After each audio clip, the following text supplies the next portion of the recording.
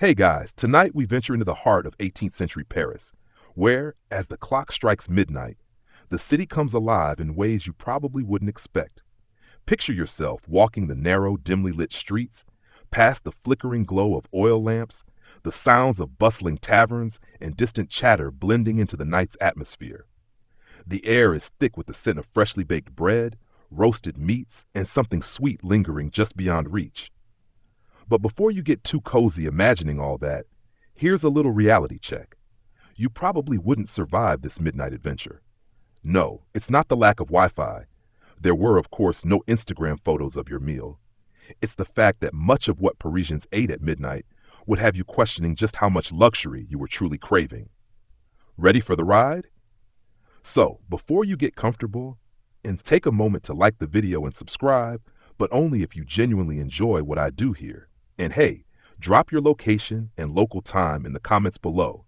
I'm curious where you're tuning in from tonight. Now, dim the lights, maybe turn on a fan for that soft background hum, and let's ease into tonight's journey together. In the glow of Paris's midnight streets, an entirely different world comes to life. The city, known for its beautiful boulevards and grand architecture, is not sleeping like you'd expect in the 21st century. Instead, the French capital pulses with energy into the very early hours of the morning, thanks to a thriving late-night dining culture.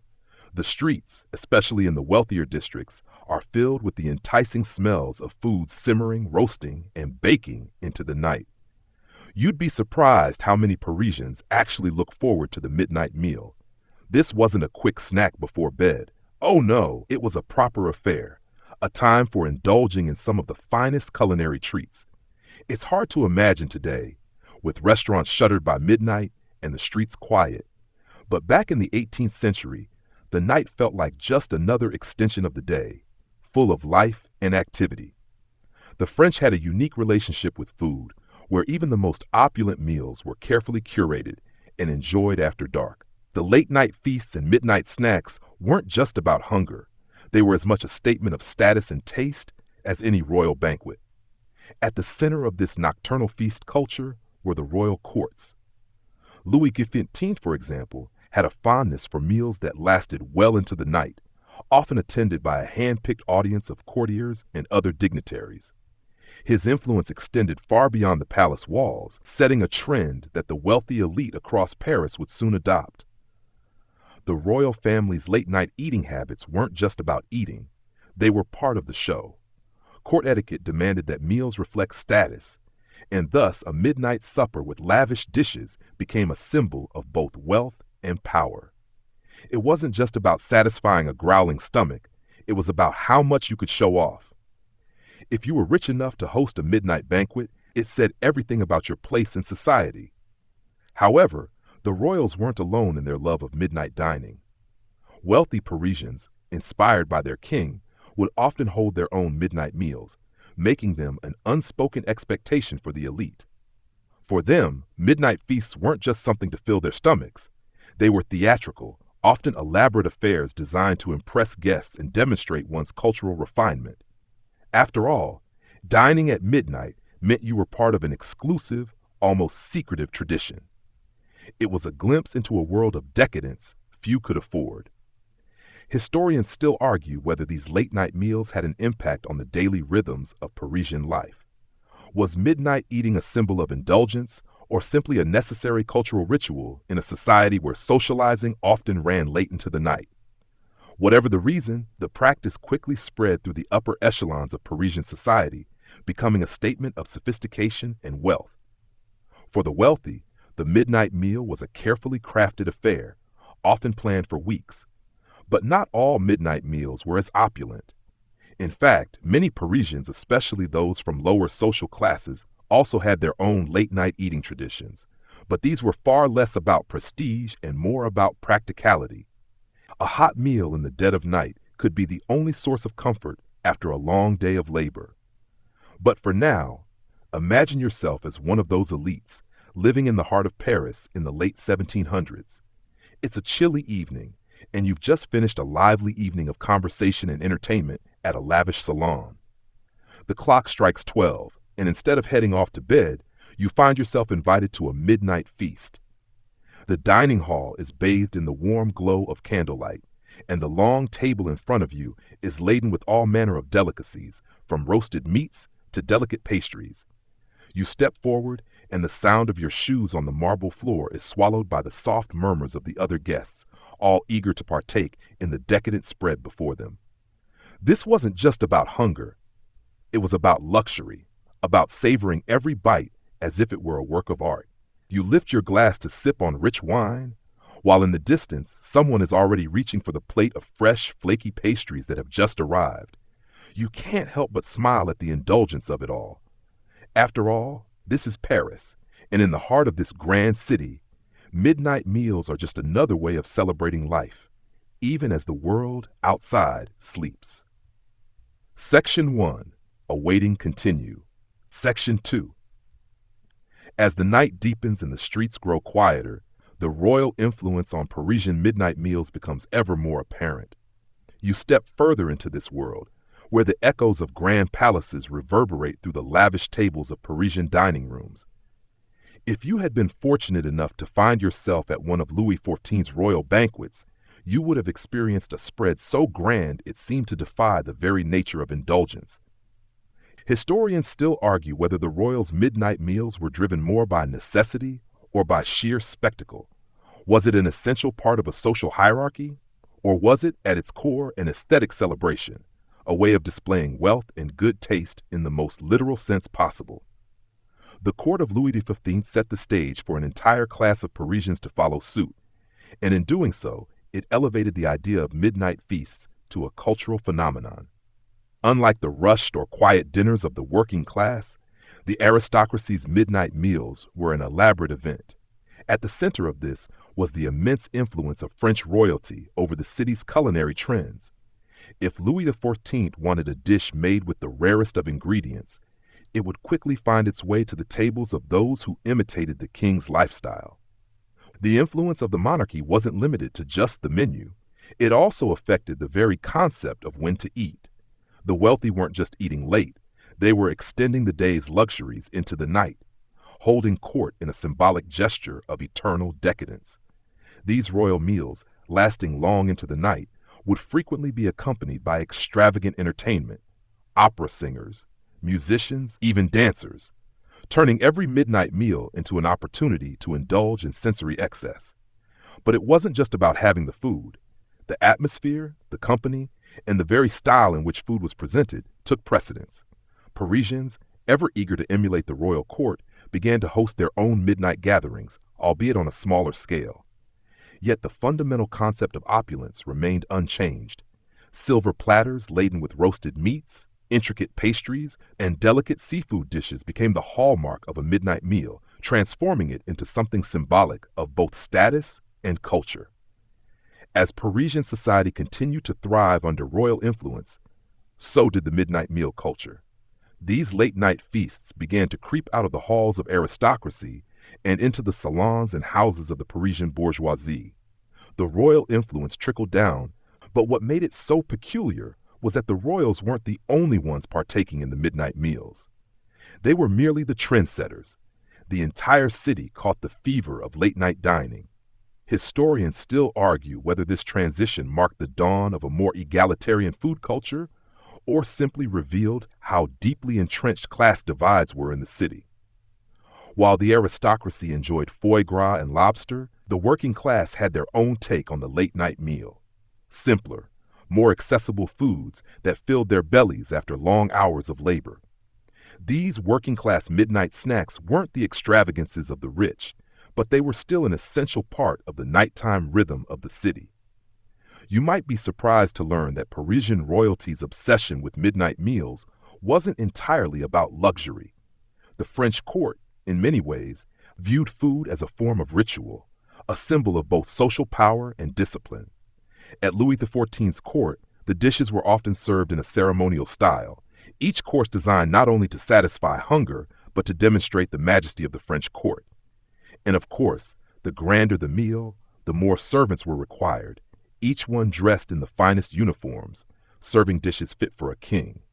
But it wasn't just the food or the presentation that mattered. It was the timing. The royal feasts that extended well into the early hours of the morning became synonymous with the idea that life never truly stopped.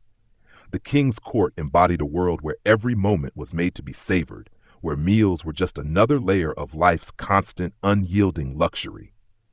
But this wasn't just a cultural moment. It was part of a larger trend in 18th century Paris, a city that lived by its own clocks. As Paris began to embrace the concept of midnight dining, many historians speculate that the growing availability of imported goods, especially sugar, spices, and new forms of alcohol, played a major role in shaping the late-night dining culture. Louis XIV himself, with his love for all things sweet, helped popularize decadent desserts like chocolate, pastries, and creams. These midnight confections were not just simple desserts, but a part of the experience itself. In fact, it was said that chocolate, once a luxury reserved for royalty, became an essential ingredient in the midnight meals of the bourgeoisie and the elite. Whether it was a sweet pastry to end the evening or a glass of fine wine to wash it down, the royal court's influence extended far beyond the grandeur of Versailles. This new culture of late-night dining took root in the heart of Paris. Its influence felt in the very architecture of dining rooms, the layout of streets, and even the new venues that catered specifically to midnight meals. For the royals, food was more than just a meal. It was a reflection of their identity. They used the act of eating to display their power and elegance, with each dish offering a visual representation of the wealth they had amassed. As the city's elite embraced this new midnight dining trend, they mirrored the royals' obsession with refinement, ensuring that each meal was an event in itself. Yet, despite the efforts to maintain an image of exclusivity and excess, the growing demand for midnight meals slowly transformed the culture of Paris. Eventually, even those who couldn't afford the luxuries of the court found ways to adapt these customs to their own means. Section 2. Awaiting continue. Section 3. As the 18th century continued, the allure of the midnight meal became something of a social necessity in Paris. The aristocracy wasn't the only group indulging in late-night feasts. In fact, the practice spread well beyond the lavish dining rooms of palaces and grand townhouses. As the night deepened, the desire for something more substantial than a late-night snack grew. Enter the phenomenon of the midnight feast. Historians still argue whether this growing trend was a direct response to the new, increasingly regimented schedules of the French upper class, or simply a reflection of the restless energy that permeated the city's streets as the day faded into night. What we do know is that by the late 1700s, midnight meals were a staple of Parisian social life, a way to gather, indulge, and for the wealthier classes, demonstrate their ability to maintain such extravagant habits. While the royal courts provided the foundation for the tradition, the real change came from the Parisian bourgeoisie. They watched the royals dine and began to emulate them, adding their own personal twists to the midnight feast. For the upper classes, midnight dining wasn't just about the food, it was about creating an experience. And that experience had to be luxurious, extravagant, and, above all, entertaining. As the social scene shifted, so did the way Parisians enjoyed their late-night meals. Midnight dinners, once reserved for the elite, were now becoming a regular occurrence in the drawing rooms of wealthy Parisians and private salons. While the royals would feast on rich dishes of meat, pâté, and delicate fish, the growing bourgeoisie, often less wealthy but eager to demonstrate their sophistication, began to serve simpler yet still indulgent dishes. These weren't the grand displays of opulence you'd find at Versailles, but they were still elegant, showcasing the host's refinement. Stews, broths, delicate breads, and of course, sweets were the stars of these midnight gatherings. The working class, on the other hand, took a more practical approach to their midnight meals. You might find them enjoying a simple bowl of soup or a hearty plate of leftovers, a meal designed more for sustenance than for luxury. But it wasn't just the food that made midnight meals a thing of legend in Paris. The entire environment surrounding these feasts was an important part of the experience. Picture yourself stepping into one of those salons or dining rooms. The lights are dimmed, flickering from tall, ornate candles. A fire crackles in the hearth, and soft music floats through the air as the guests settle in. The conversation is lively, the wine is flowing, and the meal, served in several courses, is leisurely enjoyed. It's not about rushing through the meal, it's about savoring each bite, making each moment feel decadent. It's easy to imagine how this atmosphere would have been intoxicating. The excitement of being invited to such a meal was almost as thrilling as the food itself. For many, midnight feasts became a form of social currency.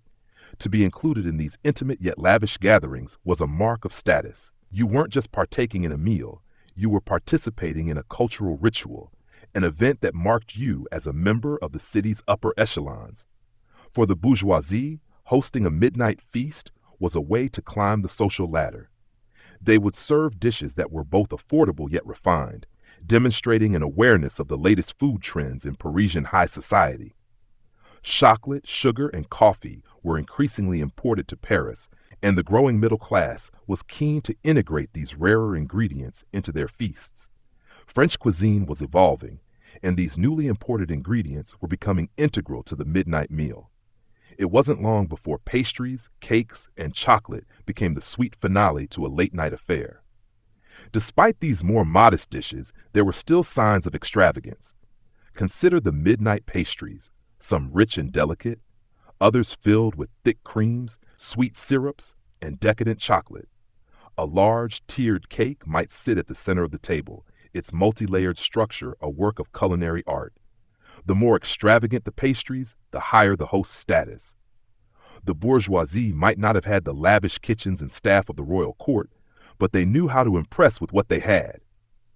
The working class, however, found a different route to satisfy their midnight hunger. While they didn't have the means to host grand banquets, their late-night meals were still important. Working late into the night in factories or workshops, many of the Parisian laborers turned to local bakeries for a quick, filling meal. A loaf of bread, a small piece of cheese, or even some leftover stew might make for a satisfying midnight repast. These meals were quick, simple, and nourishing, offering respite after a hard day's work. It wasn't a time for showing off or indulging in luxury.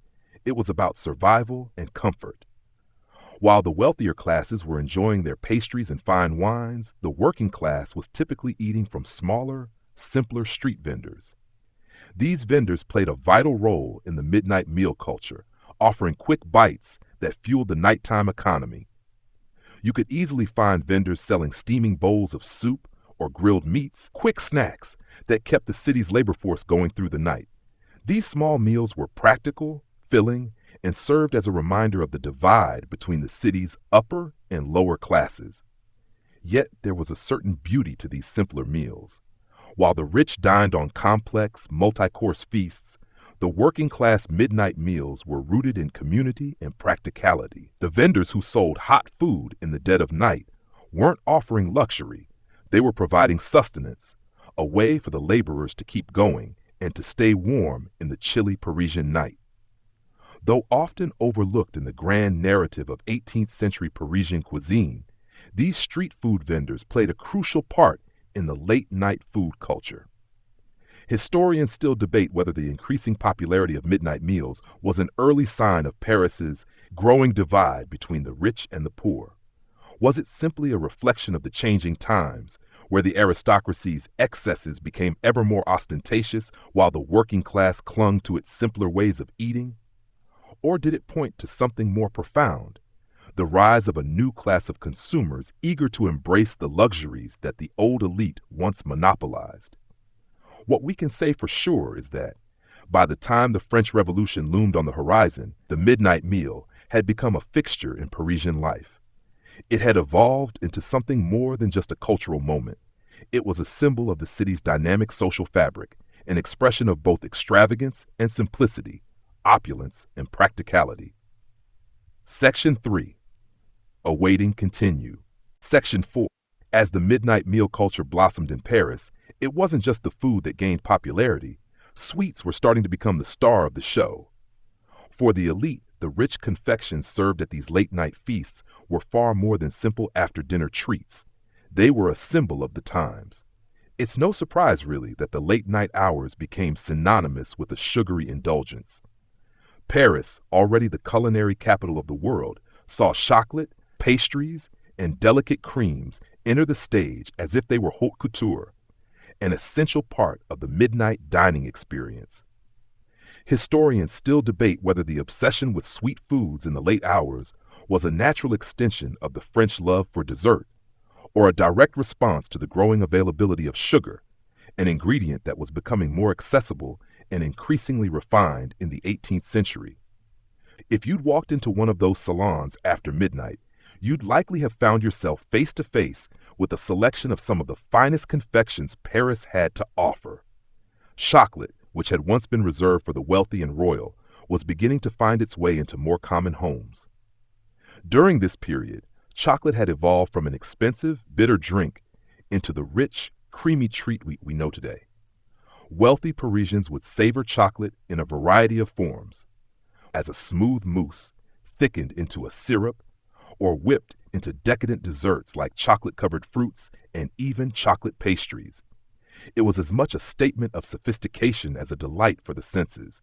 In fact, chocolate played such a prominent role in midnight feasts that it almost became a symbol of luxury in its own right. Imagine the sensation of biting into a dark, velvety chocolate truffle, the richness of the flavor slowly melting on your tongue as the conversation around you flows seamlessly. The atmosphere is thick with the sweet scents of chocolate, vanilla, and caramel wafting through the room.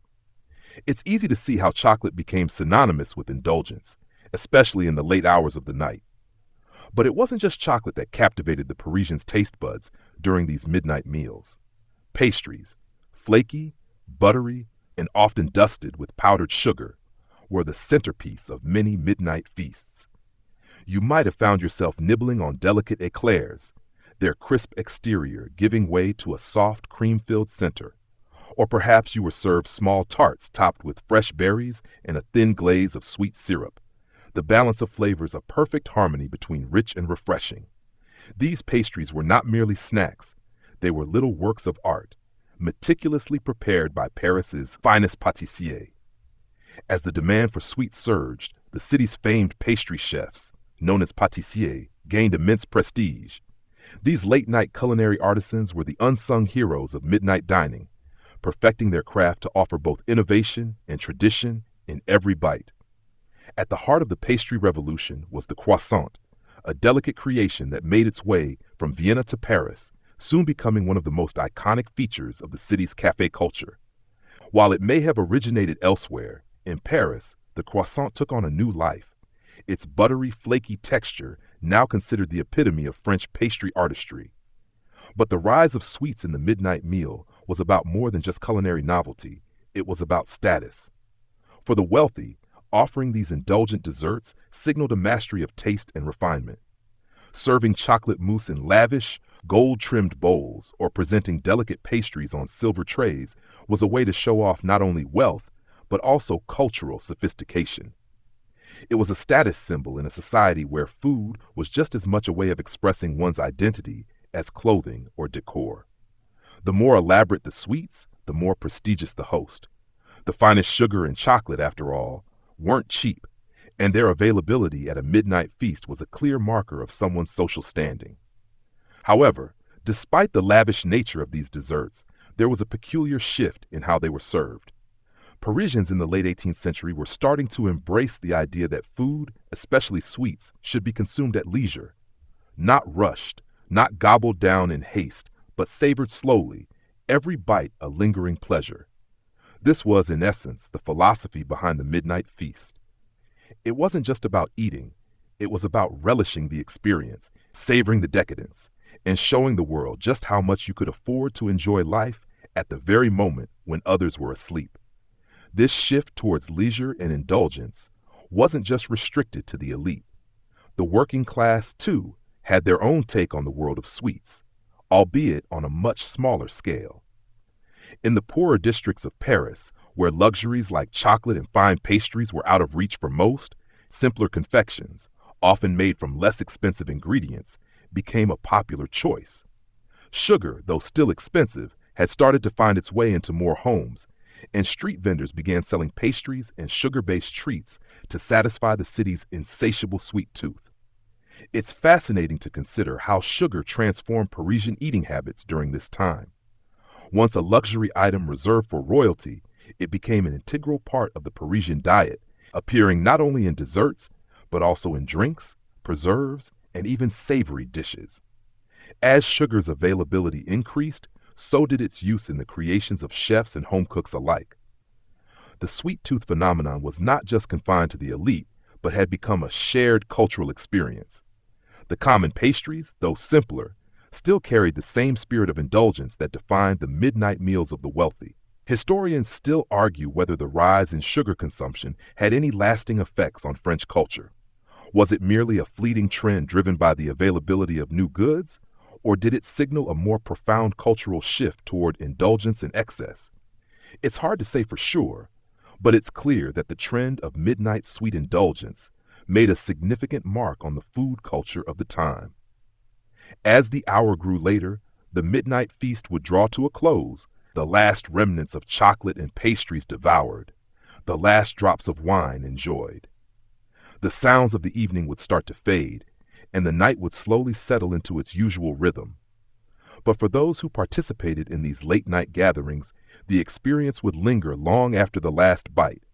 It wasn't just about the food, it was about the entire sensory experience: the taste, the sound, the company, and the sense of being part of something larger than oneself, something distinctly Parisian. Section 4. Awaiting continue. Section 5. By the time the clock strikes midnight, Paris is no longer a city that sleeps. Instead, it is a city that transforms into a vibrant world of warmth and flavors, a world where hearty soups, broths, and stews take center stage on the tables of those fortunate enough to partake in this midnight ritual. After indulging in the indulgent sweets and chocolates of the early night, Parisians find comfort in rich, savory broths designed to warm both body and soul as the night air chills. It's not just about filling the stomach, but about providing nourishment and warmth, a moment of solace before the dawn. Imagine yourself settling into one of the cozy salons or dining rooms. The room is dimly lit, but the glow from a crackling fire in the hearth casts flickering shadows across the walls. The air smells faintly of roasted meats and simmering vegetables, and as you sit down to join the midnight feast, your senses are enveloped by the comforting aromas of a perfectly prepared soup or a thick, hearty stew. There's a sense of familiarity in these dishes. They're simple, yet refined, and they bring a level of comfort that sweets simply can't. A deep bowl of rich consommé or a warming vegetable stew might be just what you need to chase away the night's chill. Historians still argue whether these broths and stews had any significance beyond their simple purpose of nourishment.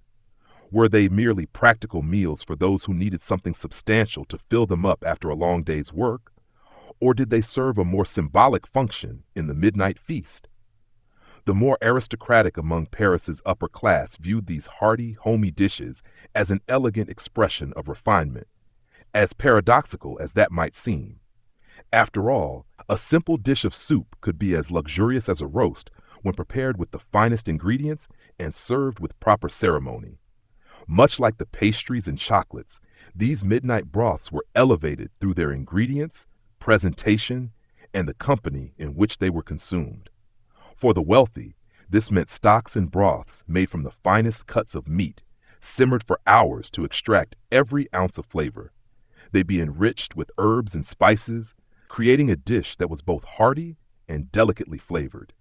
Some broths were made with delicate shellfish like lobster or crab, while others incorporated game meat, adding richness and depth. These were not the sort of broths you'd make at home with whatever scraps you had left over. No, these were culinary masterpieces designed to impress. The very process of creating these dishes spoke to the wealth and status of the person preparing them. Yet despite their complexity, there was something inherently comforting about these dishes. Broths and soups were the types of meals that you could enjoy slowly, savoring every spoonful as you gathered around the table. The warmth from the soup, combined with the flickering candlelight and the hum of conversation, created a sense of coziness and contentment that only midnight dining could provide. It was a way to feel both pampered and comforted at the same time, luxury with a dose of simplicity.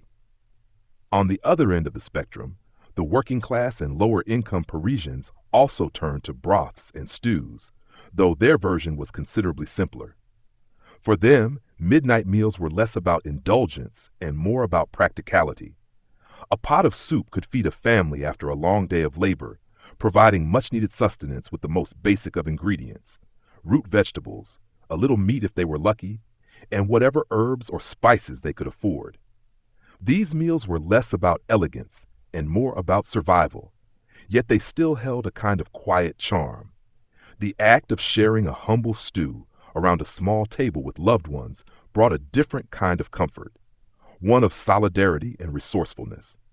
The laborers in the working class might not have had the fine ingredients of the wealthy, but they made do, and in their own way, they too found warmth and nourishment in the act of eating together at midnight. Historians still debate whether the rich Parisian broths were a way to show off, a method of distinguishing themselves from the lower classes, or whether they were simply a reflection of an era that valued culinary extravagance. There's something about the act of crafting a meal from the finest ingredients that speaks to a culture of opulence and indulgence.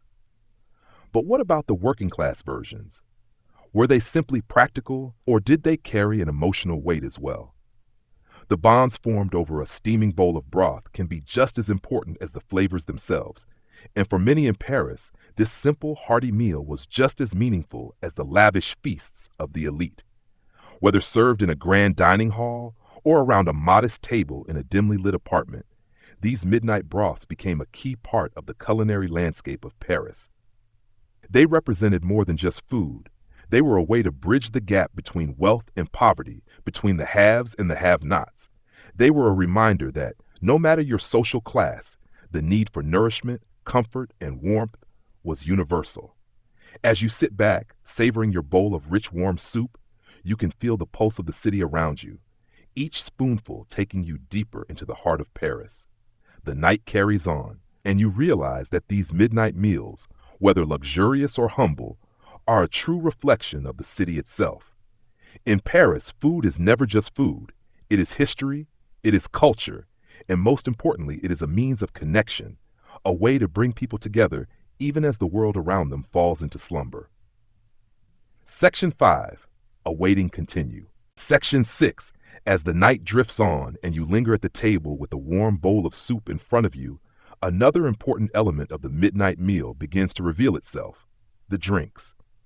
In Paris, the midnight feast wasn't just about the food.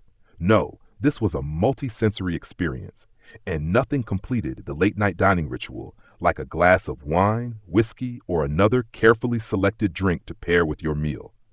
Historians still argue whether the pairing of food with drinks at these midnight meals was simply a way to extend the experience, or whether the drinks themselves were seen as an integral part of the ritual, essential for digestion and digestion alone. Regardless of the reason, the drinks served alongside these midnight feasts became just as important as the food itself, often creating a seamless transition from one indulgence to the next.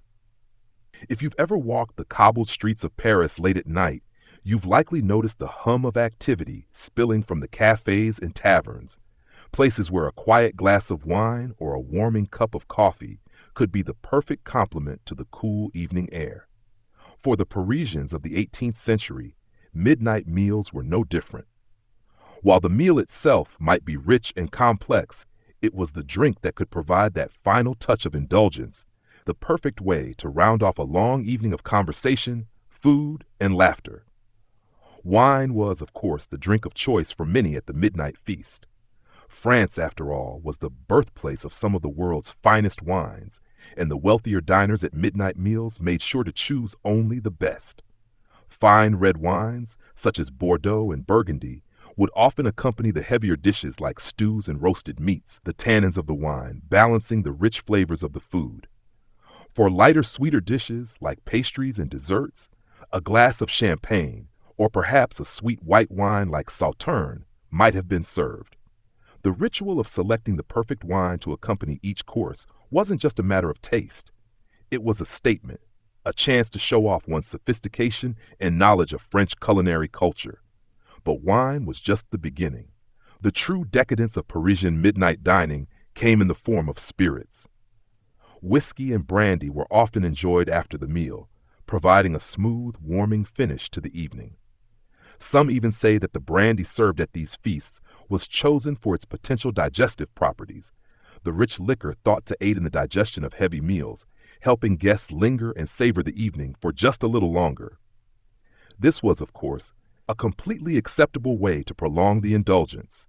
After all, the royals and the wealthy had no reason to rush, especially when they were in the company of friends and fellow elites.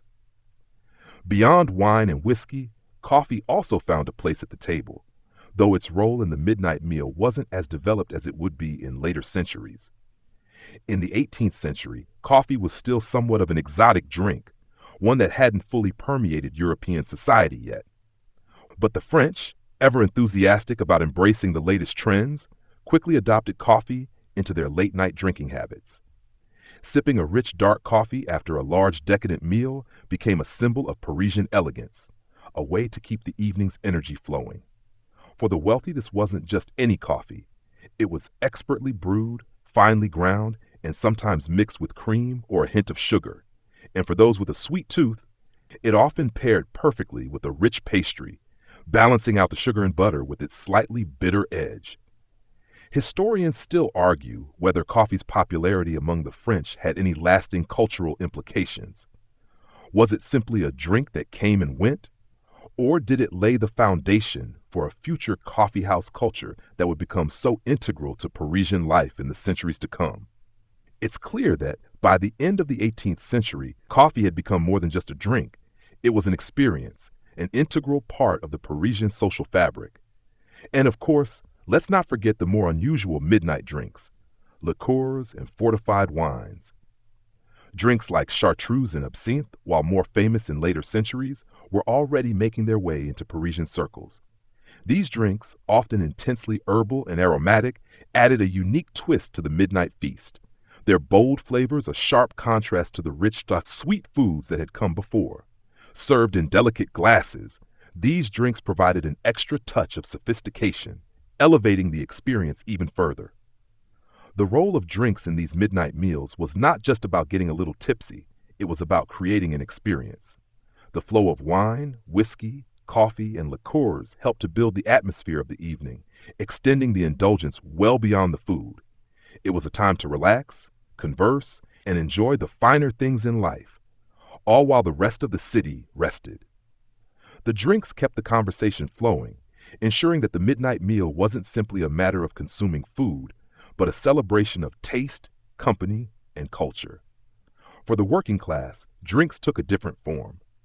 While the wealthy may have sipped their brandies and coffees, the lower-income Parisians often turned to a simple glass of wine, or perhaps even something stronger like a shot of homemade liquor.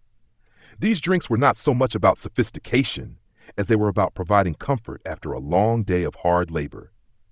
Even in these humble midnight meals, alcohol played a role, serving as a much-needed escape from the rigors of daily life. Yet, the underlying theme in all of these drinks was one of connection. Whether you were sipping a glass of fine wine in a grand salon or enjoying a humble glass of local wine in a small cafe, the drink was the bridge that brought people together. As the night wore on, the drink not only aided digestion, but allowed for a kind of communal enjoyment. It was the perfect way to complement the food, adding a layer of relaxation and warmth to the experience. The drinks were as much a part of the midnight meal as the food itself, playing a role in the stories shared, the laughter that echoed around the room, and the simple joy of sharing a meal with friends. For Parisians, midnight dining was never just about satisfying hunger. It was about savoring life itself, lingering over every bite and sip, fully immersing themselves in the pleasures of the night. Section 6. Awaiting continue. Section. As the midnight meal began to wind down, the city of Paris outside your window still pulsed with energy, while inside, you found yourself at the tail end of a rich, multi-course feast. The alcohol and sweets had made their rounds, and now you might find yourself reaching for something a little simpler: bread, butter, and a snack that was quintessentially Parisian. A late-night bite that not only filled the stomach, but continued the tradition of decadence and ritual, that defined the midnight meal. Bread, in all its forms, was more than just a staple in 18th century Paris. It was a symbol of Parisian comfort, a cornerstone of both the wealthy and the working class midnight meals alike. Historians still argue whether bread, in all its simplicity, was an integral part of these late night meals because it was viewed as a grounding counterpoint to the richness of the main dishes, or because, for many Parisians, it was the food they were most familiar with. One thing was clear, though. Bread wasn't just something you grabbed when you were hungry. It was the foundation of any meal, especially one enjoyed so late at night. Freshly baked, warm loaves of bread filled Parisian homes, and no midnight meal would have been complete without it. For the wealthier guests, imagine a thick, crusty slice of French baguette buttered lavishly until the golden yellow of the butter shimmered in the candlelight. As you took a bite, the crispy exterior of the bread cracked under your teeth, giving way to its soft, pillowy interior. This wasn't just bread. It was part of a carefully curated dining experience. For the wealthy, the bread wasn't just a vessel to carry other flavors. It was a star in its own right. Paired with a slice of cheese or perhaps a savory pâté, bread served as a neutral counterpoint to the richness of meats and the sweetness of desserts. It was the perfect accompaniment to balance out the indulgence of the evening. But bread was more than just a side dish. It was also a symbol of Parisian life. No matter the class, whether aristocrat or commoner, bread was an integral part of the culture. While the upper class enjoyed fine, buttery loaves, the working class Parisians typically ate simpler, heartier varieties. For them, bread served as the essential food to fill them up after a long day's labor.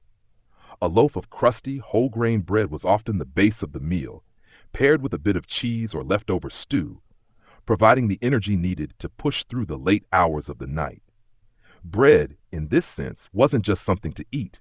It was a symbol of sustenance, practicality, and community. In some ways, bread became more than just a necessity. It was a form of expression. Bakers, those unsung heroes of Parisian cuisine, worked tirelessly in the early morning hours, perfecting their craft. They had an understanding of the art of bread making that many people took for granted. A good loaf of bread could take hours of preparation and required a precise mix of ingredients, skillful kneading, and the perfect baking time. For Parisians, their daily bread was a connection to the land, to the farmers who grew the grain, and to the craftsmen who perfected it in the oven. While the bread served in the wealthier homes may have been adorned with fine butter, cheese, or pâté, the bread of the working class had its own charm. The Parisian boulangeries would often stay open late, selling bread to the workers and the late-night wanderers who craved something warm and filling. A late-night snack could consist of a simple loaf of bread with butter or a chunk of cheese, a perfect way to end a long day and prepare for the work that would soon come. For these Parisians, the midnight meal wasn't about luxury. It was about sustenance and survival. The bread was both an everyday necessity and a comforting part of their lives, no matter the time of day. Historians still argue whether bread, particularly in the working-class neighborhoods, was seen more as a form of comfort or a reminder of the class divide. Was it just food, or did it symbolize the resilience of the laboring class, who made do with whatever they could get, even in the late hours of the night? Perhaps it was both, a comfort that came from familiarity, but also a poignant reminder of the unequal distribution of wealth in Parisian society. Yet, for all its simplicity, bread also carried a great deal of cultural weight in Paris. The notion of a late-night bread and butter snack wasn't just about filling up on calories. It was about the idea of food being tied to moments of relaxation and camaraderie. Even in the most modest homes, bread would be shared, passed from hand to hand in the flickering candlelight, providing not just physical nourishment, but also a sense of connection. The act of breaking bread together is an age-old tradition that transcends time and class. At the same time, the wealthier Parisians who had access to the finest ingredients took the humble loaf of bread and elevated it with luxury. Butter, thick, rich, and often infused with herbs, became a way to transform an ordinary food into something extraordinary. As you bit into the warm bread slathered generously with butter, the richness of the flavors was a reminder of the indulgence that Parisian society could afford. This simple snack, seemingly so ordinary, became a sign of excess when paired with the finest ingredients. But what about the midnight vendors who would serve up snacks to passersby and late-night wanderers? The simplest of offerings, perhaps a small loaf of bread, a chunk of cheese, or a bowl of olives, was what many of these late-night patrons could afford. The working-class midnight meal was often about practical, filling food, and bread was central to that. It wasn't about luxury. It was about something that could sustain you as the night stretched on. In the end, whether you were dining in the lap of luxury or simply grabbing a quick bite from the local baker, bread played an undeniable role in the midnight meals of 18th century Paris. It was a reminder of the city's deep connection to its history, its agriculture, and its culture. Bread was not just food, it was the essential thread that tied together the different social classes, the different tastes, and the different stories that unfolded beneath the dim glow of Parisian lights. Sections awaiting continue. Section 8. The midnight meal was not solely confined to the elegant salons of the rich or the working-class kitchens. No, it also flourished in the streets. The busy, bustling marketplaces of Paris were filled with activity well into the night, and the growing popularity of midnight dining in the 18th century would not have been possible without the late-night vendors and market stalls that catered to the city's hunger after dark. As you wandered through these lively streets, you might have heard the calls of vendors offering hot, freshly prepared snacks to those hungry for something warm and satisfying after the evening's events. For Parisians of all classes, the street food culture was as much a part of the midnight meal as the opulent feasts held in stately dining rooms. While the elite enjoyed their lavish banquets, many others turned to the vibrant late-night food stalls scattered throughout the city. These vendors, often positioned at street corners or near the open-air markets, were crucial in feeding the late-night crowds. They didn't serve complicated dishes. Rather, they offered simple, hearty fare that could be eaten on the go or enjoyed at a nearby tavern. One of the most popular offerings from these vendors was soup. Hearty, flavorful, and often made with whatever ingredients were available, soups and broths became a staple of the midnight street food scene.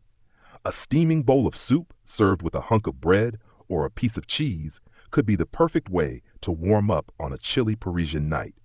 Whether it was a classic onion soup, rich with the deep flavors of caramelized onions and melted cheese, or a more rustic vegetable broth, the street vendor's soup provided a quick, satisfying meal for anyone in need of comfort. Then there were the meat-based snacks, the skewers and roasted bits that filled the air with an irresistible aroma. Meat on the go was a special indulgence, and the smell of grilled sausages or skewered meats, perhaps lamb, pork, or even beef, wafting through the streets at midnight was enough to lure anyone in. The vendors, often working in the shadows of the dimly lit alleyways, would offer freshly cooked meats, sometimes served on a piece of flatbread, other times simply handed over with a sprinkle of salt and pepper. These were meals for those on the move, working men and women who needed a quick, fulfilling bite before returning to their long hours of labor, or revelers who needed something to absorb the wine and spirits they'd consumed during the evening. Historians still argue about the role these vendors played in shaping Parisian food culture.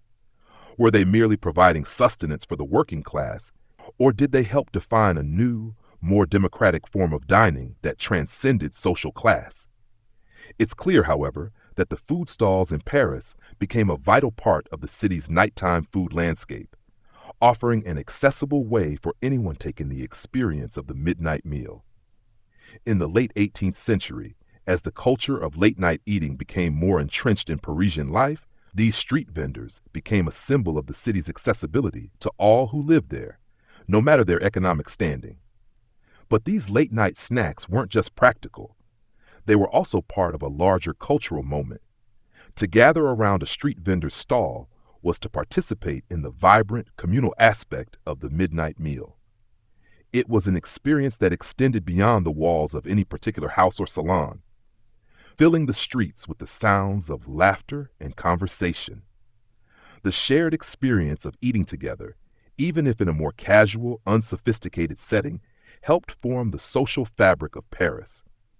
There was a certain sense of solidarity among those who gathered around these food stalls. The bread and meat were simple, but the act of sharing them created a sense of belonging. The vendors also helped shape the way Parisians engaged with food outside of the formal dining settings. Instead of waiting until you were seated at a grand table, the street food vendors brought a certain spontaneity to the meal. Whether it was a vendor offering a warm crepe, a meat skewer, or a fresh loaf of bread, it was an invitation to enjoy the city's offerings without the need for ceremony or preparation. It was a meal for the moment, a quick reprieve from the day or night's demands. And for many, it was an essential part of their routine, a comfort in the midst of the chaos and activity of the city. For the wealthier citizens of Paris, it's easy to imagine them looking down on these humble meals. To them, the food served at the market stalls may have seemed beneath them, less refined than the multi-course meals they were accustomed to. However, even the rich could not resist the pull of Paris's vibrant street food culture. After a long night of feasting in the salons, some of the wealthier Parisians might venture into the streets, seeking the comfort of simpler fare. In fact, the city's food stalls had a certain charm that lured even the most affluent. The scents, the sounds, the spontaneity, all of these things represented something wild and free, a departure from the constraints of their formal world. At these midnight food stalls, the lines between the classes blurred. Whether you were a laborer or an aristocrat, the food that came from these vendors provided an instant connection to the shared experience of dining late into the night. It didn't matter what you ate or who you were. It was about the fact that at midnight, everyone came together, united in the act of eating and enjoying the moment. The street food vendors, in their humble stalls, reflected a side of Paris that transcended wealth and status. The midnight meal was not just a luxury or an indulgence for the rich, it was an experience for all of Paris, wherever you happened to be in the city. Whether you found yourself in a lavish dining room or standing by a food stall under the moonlight, the essence of the midnight meal was the same. It was about enjoying life, sharing moments with others, and embracing the rhythm of the city that never truly slept. Section 8, Awaiting Continue. Section 9. As the evening winds down and the last crumbs of bread and butter disappear, another key aspect of the midnight meal begins to reveal itself: the gatherings and salons. For those who could afford the luxury of space and company, midnight meals were more than just an opportunity to eat. They were social events in their own right. The rich and powerful of Paris would gather in private homes, transforming their dining rooms into gathering places where food, conversation, and culture merged into a seamless celebration. These gatherings weren't just about the food or the drink. They were about status, connections, and engaging with the intellectual and artistic elite of the time. Imagine the scene: a well-appointed salon, glowing softly in the dim candlelight, filled with the sound of laughter, the clinking of glasses, and the soft murmurs of conversation. Guests, attired in their finest, are seated around a large table, plates of decadent pastries and roasted meats laid before them. The mood is one of comfort and leisure, but also of sophisticated discourse. Artists, philosophers, poets, and writers might be found here, engaging in debates over the latest trends in art or discussing the political climate that was slowly but surely shifting. For them, the midnight meal wasn't simply a feast, it was an essential part of the intellectual life of the city. For the wealthier Parisians, these midnight gatherings were an opportunity to showcase not just their taste in food, but their taste in culture. To host such an event was to project a sense of refinement and sophistication, to be in the company of the city's brightest minds and most influential figures. Every detail mattered: the choice of wine, the presentation of the food, and even the conversation that flowed from one guest to the next. The midnight meal had a certain elevated quality, marked by an appreciation for the finer things in life. Historians still debate the exact role these gatherings played in Parisian society. Were they a form of intellectual exchange, a place to discuss ideas and share knowledge? Or were they more about reinforcing the social hierarchy, with the wealthiest individuals hosting these lavish affairs to maintain their status and influence? It's likely that the truth lies somewhere in between. While these salons undoubtedly served as a space for conversation and debate, they also functioned as venues for the wealthy to reinforce their connections, both personal and professional. But it wasn't just the conversation that made these midnight meals so memorable. It was the food itself. In these private salons, meals were curated not just for their taste, but for their ability to make a statement. Exotic ingredients, rare spices, and decadent desserts were the hallmark of these events. The goal was not just to satisfy hunger, but to dazzle and impress. Lobster, foie gras, delicate pâtés, and towering cakes were often featured prominently on the table. The more extravagant the meal, the greater the prestige of the host. Of course, these gatherings were not solely about indulging in the pleasures of food and conversation. Midnight meals were also seen as opportunities for networking and fostering relationships that could influence one's future. Political power, artistic careers, and literary ambitions were often discussed over plates of food, as guests sought to align themselves with influential individuals. These midnight gatherings were an essential part of the social and political fabric of Paris, a space where the boundaries between personal relationships and professional endeavors blurred. At the same time, the intellectual circles in Paris were growing, and the midnight meal became a place to discuss the ideas and movements that were sweeping across Europe. The Age of Enlightenment was in full swing, and many of the ideas that would shape the French Revolution were being debated in these very salons. For the artists and writers, the midnight meal became a moment to reflect on their work, to seek approval or criticism from their peers, and to find inspiration in the presence of like-minded individuals. In a city that was increasingly divided by class and wealth, these salons represented a kind of intellectual equalizer, a place where ideas could be exchanged freely and where anyone could have a voice, provided they were invited. While the social aspect of these midnight meals cannot be underestimated, they were also an opportunity for the host to display their cultural sophistication. Guests would often come prepared to discuss the latest trends in art, philosophy, and literature, and the host's ability to engage in these discussions was just as important as the quality of the food being served. The midnight meal was as much about cultural capital as it was about culinary mastery. Historians still argue whether these gatherings were purely about self-interest or if they truly contributed to the intellectual and artistic movements of the time. Were they simply spaces for the elite to reinforce their own power and status, or did they serve a larger cultural purpose, fostering the exchange of ideas and sparking the debates that would shape the future of France? What is clear, however, is that these midnight salons played an essential role in the cultural life of Paris, providing a forum for the exchange of ideas and the cultivation of new artistic and intellectual movements. For the wealthy Parisians who gathered in these salons, the midnight meal was more than just a chance to indulge in rich food and drink. It was an opportunity to assert their place in the social and cultural hierarchy of the city. It was a reflection of their taste, their intellect, and their position in the world. And while the food was undoubtedly delicious, the true significance of the midnight meal lay in its ability to create connections, foster ideas, and shape the course of Parisian society. In the salons and dining rooms of the 18th century, the midnight meal became a key element of Parisian life. It wasn't just about food. It was about status, intellect, and the art of living well. In these intimate gatherings, the social, cultural, and political spheres of Paris intersected, creating a space where ideas could be exchanged and connections could be made. The midnight meal, with its rich flavors and even richer conversation, was not just a meal. It was a cultural event, a symbol of the Parisian way of life. Section 9.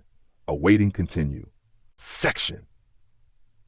As Paris's midnight meals continued to evolve through the 18th century, one significant change emerged: the increasing prominence of formal midnight banquets among the aristocracy. While earlier, the midnight meal had been a casual affair, often centered around the simple comforts of bread, cheese, and wine, The new aristocratic gatherings took the idea of a late-night feast to extravagant new heights.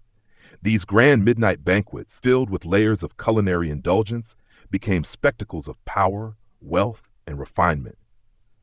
The very nature of these meals shifted as they grew more formal, more elaborate, and more expensive.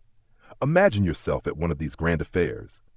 You arrive at a beautifully decorated Parisian mansion, its opulent interior aglow with candlelight. The air is thick with the sounds of delicate conversation, soft music playing in the background, and the clink of fine porcelain plates being set down. At the center of the room is a long table, lavishly laid out with gold-trimmed plates and crystal glasses.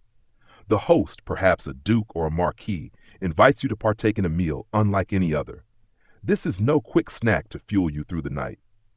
No, this is a carefully planned, multi-course banquet designed not just to satisfy your hunger, but to impress and awe you. Historians still argue whether these increasingly formalized midnight banquets represented a natural progression of Paris's culinary culture, or whether they were simply a reflection of the growing extravagance of the French aristocracy.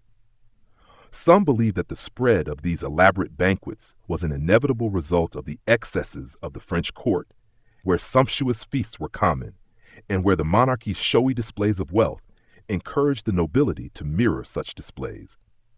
Others argue that these midnight banquets were part of an effort by the aristocracy to assert their superiority, an attempt to reinforce the social hierarchy by showcasing not just wealth, but also an almost unattainable level of refinement. At these grand banquets, the dishes served were not merely meals, but works of art. The first course might consist of delicate shellfish, elegantly prepared with rich butter sauces, served in small, ornate dishes. As the evening progressed, the meal would evolve, with each course more luxurious than the last. A roast pheasant might be brought out next, its golden skin glistening, surrounded by rich gravies and roasted vegetables. By the time the dessert was brought to the table, it was clear that the midnight meal had transformed from a simple culinary necessity into a grand affair, one where every detail mattered. Pastries, fruit tarts, and intricately designed chocolate confections would be arranged on silver platters, their vibrant colors and delicate textures catching the light in a display of opulence. But it wasn't just the food that had transformed. The atmosphere of the banquet itself had shifted into a carefully orchestrated event. Guests would be expected to observe proper etiquette and engage in polite conversation, with topics ranging from the latest fashion trends to the current political climate. The host would make an appearance, ensuring that everyone felt welcome and that the evening was progressing smoothly. As the hours passed, the atmosphere would shift from formal to more relaxed, with wine flowing more freely and guests feeling the warmth of the evening's indulgence. It was a time to mingle, to make connections, and to flaunt one's wealth and status. Despite the grandeur, these formal midnight meals also served a distinct social function. For the wealthy, it was an opportunity to reinforce alliances, to prove that they were in control of the social sphere, and to demonstrate their elevated position within Parisian society. Hosting such an elaborate feast was a demonstration of power, an unspoken declaration that the host was both influential and refined. As you sat at the table, indulging in the rich, decadent dishes that kept appearing before you, you couldn't help but feel the weight of the tradition and expectations that accompanied such an event. Yet while these banquets were defined by luxury, they were also moments of deep cultural exchange. The aristocracy, many of whom were patrons of the arts, would often invite writers, philosophers, and musicians to these feasts. These cultural figures were seen as symbols of sophistication and refinement, and their presence at a midnight banquet lent an air of intellectual gravitas to the proceedings. Conversations would inevitably turn to matters of art, literature, and politics, with each guest contributing their ideas to the discussions that flowed along with the wine. It was a unique blend of indulgence and intellectualism, where the sensory pleasures of the meal were matched by the stimulation of the mind. Historians still debate whether these midnight banquets truly encouraged cultural growth or whether they were just a veneer, a way for the aristocracy to appear cultured and intellectual while engaging primarily in acts of social climbing and self-preservation. The truth, as with most things in history, likely lies somewhere in between. While these gatherings undoubtedly showcase the heights of Parisian culture, they also reinforce the divide between the aristocracy and the rest of Paris. The growing wealth of the noble classes became more apparent through these banquets, and for many, the extravagant feasts served as a stark reminder of the inequality that defined French society. As the French Revolution loomed on the horizon, these midnight banquets would become even more symbolic of the excesses that many believed were contributing to the growing unrest in the country. What had once been a private indulgence in luxury became, to some, a public symbol of everything that was wrong with the old order. The nobles who continued to host such banquets, oblivious to the political tensions building outside their salons, seemed increasingly out of touch with the realities of the world around them. Yet, despite the approaching storm, the allure of these midnight meals remained a powerful force, with the aristocracy clinging to their rituals of decadence until the very end. For those who were lucky enough to partake in these formal banquets, the experience was undoubtedly one of awe and wonder. The food, the conversation, the wine, it all came together in a way that made these gatherings feel like rare and fleeting moments of indulgence. But for the wider population of Paris, these grand meals were distant, untouchable symbols of a world that they could never hope to enter. The midnight feast had evolved into an elite ritual, one that marked the divide between the powerful and the powerless, between those who dined on roasted meats and fine wine, and those who scraped by with whatever scraps they could find. Section 10. Awaiting continue. Section 11. As the midnight meal culture continued to flourish in Paris, one particular group that found itself keeping late hours was the artistic and intellectual community. These groups of thinkers, painters, poets, and revolutionaries were often night owls by nature. Their work and ideas demanded solitude and focus, yet the vibrant social life of Paris also called them to share their thoughts with others. So they would gather in salons, taverns, or private homes to discuss philosophy, politics, art, and of course, food. The midnight meal in these circles took on a different form, less about grandeur, more about creating an atmosphere conducive to creativity, conversation, and sometimes even heated debates. Historians still argue whether these midnight gatherings among artists and intellectuals were a genuine effort to foster new ideas, or whether they were simply a reflection of the leisure class indulging in their late-night lifestyle. One thing is for sure, these meals had a profound influence on the culture of Paris and, by extension, on European thought in the late 18th century. The intellectual ferment of the time, combined with the artistic flourishes of painters like Jacques-Louis David and the growing popularity of philosophical salons, created an environment in which midnight meals weren't just moments of indulgence, they were arenas for the exchange of revolutionary ideas. Imagine yourself in one of these salons, surrounded by the chatter of great minds debating the future of art, politics, and society. It's nearly midnight, and while most Parisians have gone to sleep, this group remains awake, alive with the energy of the night. The table is filled with platters of simple but satisfying food, perhaps some fresh bread, a few wedges of cheese, a small bowl of olives, and glasses of red wine that are refilled as quickly as they are emptied.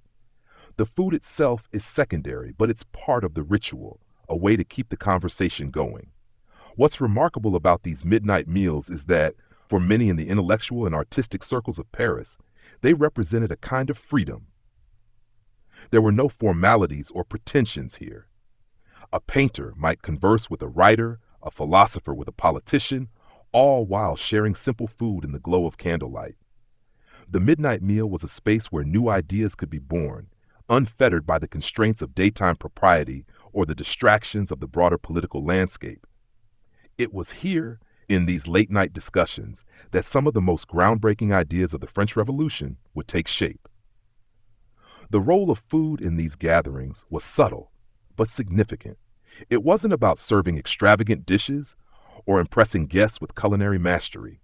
Instead, it was about sustaining the conversation, giving people the energy to think and speak without interruption. The food often had a simplicity to it, reflecting the values of those who gathered around the table. These meals were democratic in a sense. The food wasn't meant to distract from the conversation, but to enable it. A simple loaf of bread, some cheese, and a glass of wine. These were the building blocks of the midnight meal in intellectual circles, the fuel for the kind of creativity that would ultimately reshape the city and its future. Historians still debate whether these intellectual midnight gatherings had any lasting influence on the broader culture of Paris. Did they help lay the groundwork for the social changes that would soon sweep across France? Or were they just indulgent social affairs, where the real work of revolution was happening somewhere else? The truth is likely somewhere in between. While the midnight salons didn't create the revolution, they certainly contributed to the ferment of ideas that would eventually explode into political action. They created a space where ideas could be exchanged freely, where thinkers could inspire one another, and where the world of art and philosophy merged seamlessly with the world of food and drink. In these salons, the midnight meal was something of a microcosm of the larger cultural changes taking place in Paris. Just as the food served wasn't overly extravagant, so too was the conversation, a balance of complexity and simplicity. The exchange of ideas about liberty, equality, and fraternity was given as much importance as the enjoyment of food and drink. Both were essential parts of the evening. The meal, after all, wasn't just about nourishment. It was about sustaining the intellectual spirit that was driving Parisian culture forward. For artists and intellectuals, the midnight meal often offered the opportunity to refuel after a long day of work. It wasn't just about the food. It was about creating a space where they could connect with like-minded individuals, people who understood the value of intellectual discourse and who shared a passion for art, philosophy, and revolution. These meals were often as much about building relationships as they were about eating. In this context, food became a bridge between ideas, a common ground where new thoughts could take root. The revolutionary ideas that swirled around these midnight tables would eventually spill over into the streets of Paris. And while the specifics of the discussions may have remained inside the salons, the spirit of change was unmistakable. The intellectuals and artists who gathered in these late-night meals would go on to shape the culture and politics of the French Revolution, using the very same late-night traditions of feasting and conversation to fuel their desire for change. But it wasn't just about revolution. For the Parisians of the late 18th century, these midnight meals were a way of asserting their individuality, of creating spaces where they could explore new ideas and challenge the status quo. Food, as simple as it was, provided the backdrop for these essential conversations. The act of sharing a meal, no matter how simple, was a form of unity, a way to bring together individuals from different walks of life, from artists to intellectuals, who could all come together around the table, united by their shared belief in the power of ideas. As the French Revolution loomed, these midnight meals became increasingly symbolic. They were moments where the elite could still maintain their power and opulence, but they were also moments where the seeds of change were sown. In the private spaces of the salons and in the public square, food would continue to play a role, not just as sustenance, but as part of the cultural fabric of a city on the verge of radical transformation. Section 11, awaiting continue. Section 12. As the French Revolution gathered momentum and the streets of Paris began to buzz with unrest, the role of the midnight meal subtly began to shift. The lavish banquets, intellectual salons, and aristocratic feasts that had once defined the late-night culinary culture of Paris were now seen in a different light. For the wealthier classes, the days of extravagant midnight dining were numbered, and a sense of unease settled over the city. Revolution was in the air, and with it came a growing divide between the privileged and the common people, a divide that would soon extend into every aspect of Parisian life, including its late-night meals. The French Revolution, which had already begun to reshape the political landscape of Paris, would eventually have a profound impact on the very nature of the midnight meal. What had once been a symbol of decadence and privilege became increasingly viewed as an opulent indulgence, an excess to be condemned in a world where the idea of equality was being championed. As the people of Paris took to the streets, demanding a fairer society, their midnight meals began to reflect the changes taking place in their lives. The upper class could no longer escape the growing tension surrounding them. Midnight banquets, once a hallmark of French aristocracy, now seemed out of touch with the struggles of the working-class Parisians. Many wealthy Parisians, fearing the growing resentment from the populace, retreated into their palatial homes, hosting more secretive and smaller gatherings, where the lavish dishes of the past were replaced with simpler, more modest fare. The once decadent midnight meals, filled with rich wines and ornate desserts, now gave way to plainer dishes and humbler beverages. Yet, despite the growing sense of revolution in the air, the need for comfort and connection remained just as strong as before.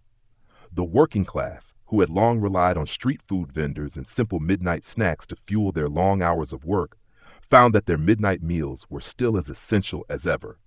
However, the focus shifted from luxury and extravagance to survival and solidarity. Bread, cheese, soup, and stews became the true cornerstones of the midnight meal for the masses, offering both sustenance and warmth as the nights grew colder. Historians still argue whether these changes were a sign of revolution or simply a natural response to the shifting social and political landscape of Paris. Did the working-class Parisians, who once looked up to the aristocracy's grand feasts, now reject the lavishness they had once imitated? Or was this a reflection of the growing need for practicality during a time of economic and social upheaval? While it's difficult to say definitively, it's clear that the midnight meal became an important part of the daily rhythm of life for the people of Paris, even as the world around them changed. As the revolution gained momentum, Paris's midnight streets, once alive with the smell of roasting meats and the sound of laughter spilling from aristocratic dining rooms, became a place of protest and revolution. The growing unrest in the city shifted the focus from fine dining to more basic needs. The revolutionaries, many of whom had been part of the intellectual salons and social circles that once championed the luxurious midnight meals, now found themselves participating in a new kind of late-night gathering. These meetings were not held in salons, but in back rooms, kitchens, and hidden spaces, places where new plans for the future of France were being made. Yet even in these more subdued and politically charged times, the midnight meal retained its significance. The simple act of sharing food continued to offer the people of Paris comfort, unity, and a sense of continuity. While the social landscape of the city was changing dramatically, food remained an integral part of the experience, whether it was the symbolic bread of the working class or the basic stew that fueled revolutionary fervor. Midnight meals became less about luxury and more about the necessity of sharing moments of reprieve and sustenance in a time of turmoil. The revolution brought about a redistribution of wealth, and as a result, the idea of food as a luxury began to shift. What had once been a marker of wealth and status, elaborate midnight feasts, became less and less a part of the upper class's social repertoire. For the wealthy who remained in Paris, many began to scale back their once grandiose midnight meals, reflecting the political and social shift taking place around them. The lavish displays of opulence were slowly replaced by more modest fare, as Paris's aristocrats faced a harsh new reality. And in some cases, the aristocracy even found themselves on the receiving end of a bitter irony. The very foods they had once consumed in abundance, now harder to come by due to shortages and inflation, symbolized the deepening class divides in revolutionary Paris. For the working class, these changes only reinforced their sense of justice. As the revolution pushed forward, they saw their midnight meals as symbols of resistance, of taking back what was rightfully theirs. Bread, once a symbol of luxury for the aristocrats, now became a symbol of struggle and identity for the common people. The very simplicity of these meals spoke volumes. Bread and soup, once associated with scarcity, now became a symbol of the resilience of the people, a quiet defiance in the face of privilege and excess. The revolution's impact on midnight dining wasn't just limited to the shift in what people ate, it also affected how people ate. In revolutionary Paris, meals became less about social status and more about survival and community. The conviviality of a late-night feast, once a hallmark of the upper classes, shifted toward more intimate, communal gatherings among friends, neighbors, and fellow revolutionaries. The shared meal, once a statement of wealth and refinement, now became a gesture of solidarity. As the revolution reached its climax and the fall of the monarchy became inevitable, the role of the midnight meal continued to evolve. For the people of Paris, their midnight meal had come to symbolize something far more than sustenance. It had become a symbol of their resilience, of the power of unity, and of the profound social changes that were sweeping through the city. It was no longer just about indulgence or celebration. It was about survival, community, and the collective hope for a better future. Section 12. Awaiting continue. Section 13. As the revolution progressed and the old social order began to crumble, the nature of the midnight meal in Paris underwent a profound transformation. No longer the exclusive domain of aristocratic banquets or intellectual salons, the midnight meal became a symbol of both defiance and survival for the common people. With the fall of the monarchy and the rise of new political forces, the once elaborate feasts of the rich became distant memories, replaced by more humble but no less meaningful late-night meals in the streets, homes, and gatherings of the revolutionaries. For the people of Paris, the idea of what constituted a meal shifted dramatically. The lavish multi-course meals that had once defined the upper crust now seemed a distant, unattainable fantasy. In the face of economic instability, food shortages, and the constant uncertainty of revolutionary times, the midnight meal became a simpler, more pragmatic affair, focused on basic, nourishing sustenance. Bread, the symbol of the revolution itself, had become central to the meal. For the working class, it wasn't about luxury or abundance. It was about sharing what little they had, finding solace in the act of eating together, and gathering strength for the struggles ahead. As you imagine yourself walking through the streets of Paris in the late hours of the night, the contrast between the old and the new is stark. Gone are the grand banquets and the elite soirees. Instead, the streets are filled with the hum of quiet conversations, with groups of revolutionaries huddled around simple meals of bread, soup, and stews, eating in solidarity with one another. The social scene of Paris has shifted, and so has its relationship with food. Historians still argue whether the revolution's impact on food culture was primarily a reaction to scarcity or a deeper cultural shift. Were these simpler meals a consequence of necessity, as food supplies dwindled in the wake of social upheaval? Or were they a reflection of the changing ideals of the revolution, where the excesses of the aristocracy were being rejected in favor of shared, egalitarian experiences? The reality, perhaps, lies somewhere in between. What is undeniable is that food, particularly the midnight meal, had become a symbol of the changes taking place in Paris. For the common folk, the midnight meal now served as a quiet yet powerful act of rebellion. They were no longer indulging in the luxury of rich sauces or exotic ingredients, but rather finding meaning in the most basic of foods: bread, cheese, a little wine, and whatever could be scavenged or prepared. It was a direct contrast to the decadent feasts that had once been a hallmark of the French nobility, but it was no less important. The shared meal became an act of unity, a reminder that the people were connected not by wealth or social standing, but by their common struggle. Even the simple act of sharing a loaf of bread had become politicized. Bread, once a symbol of abundance for the wealthy, was now tightly controlled, rationed, and distributed as part of revolutionary efforts to prevent starvation. The idea of bread as a revolutionary symbol took on new meaning during this time. For the people, every crust and every bite carried with it the weight of their collective desire for change. The bread, once an afterthought to a more lavish meal, was now central to their survival and to the symbolism of a new society being born in the streets of Paris. In these late-night gatherings, the food may have been simple, but the conversations around the table were anything but. The revolutionaries, intellectuals, laborers, craftsmen, and artists gathered to share their thoughts on liberty, fraternity, and equality. These midnight meals became a continuation of the discussions that had begun in the salons, though now the focus was on action, not just ideas. The food that sustained them was modest, but the energy in the air was palpable. The desire for change had become as essential as the bread on the table. Historians still debate whether these late-night revolutionary gatherings centered around food played a pivotal role in shaping the course of the revolution.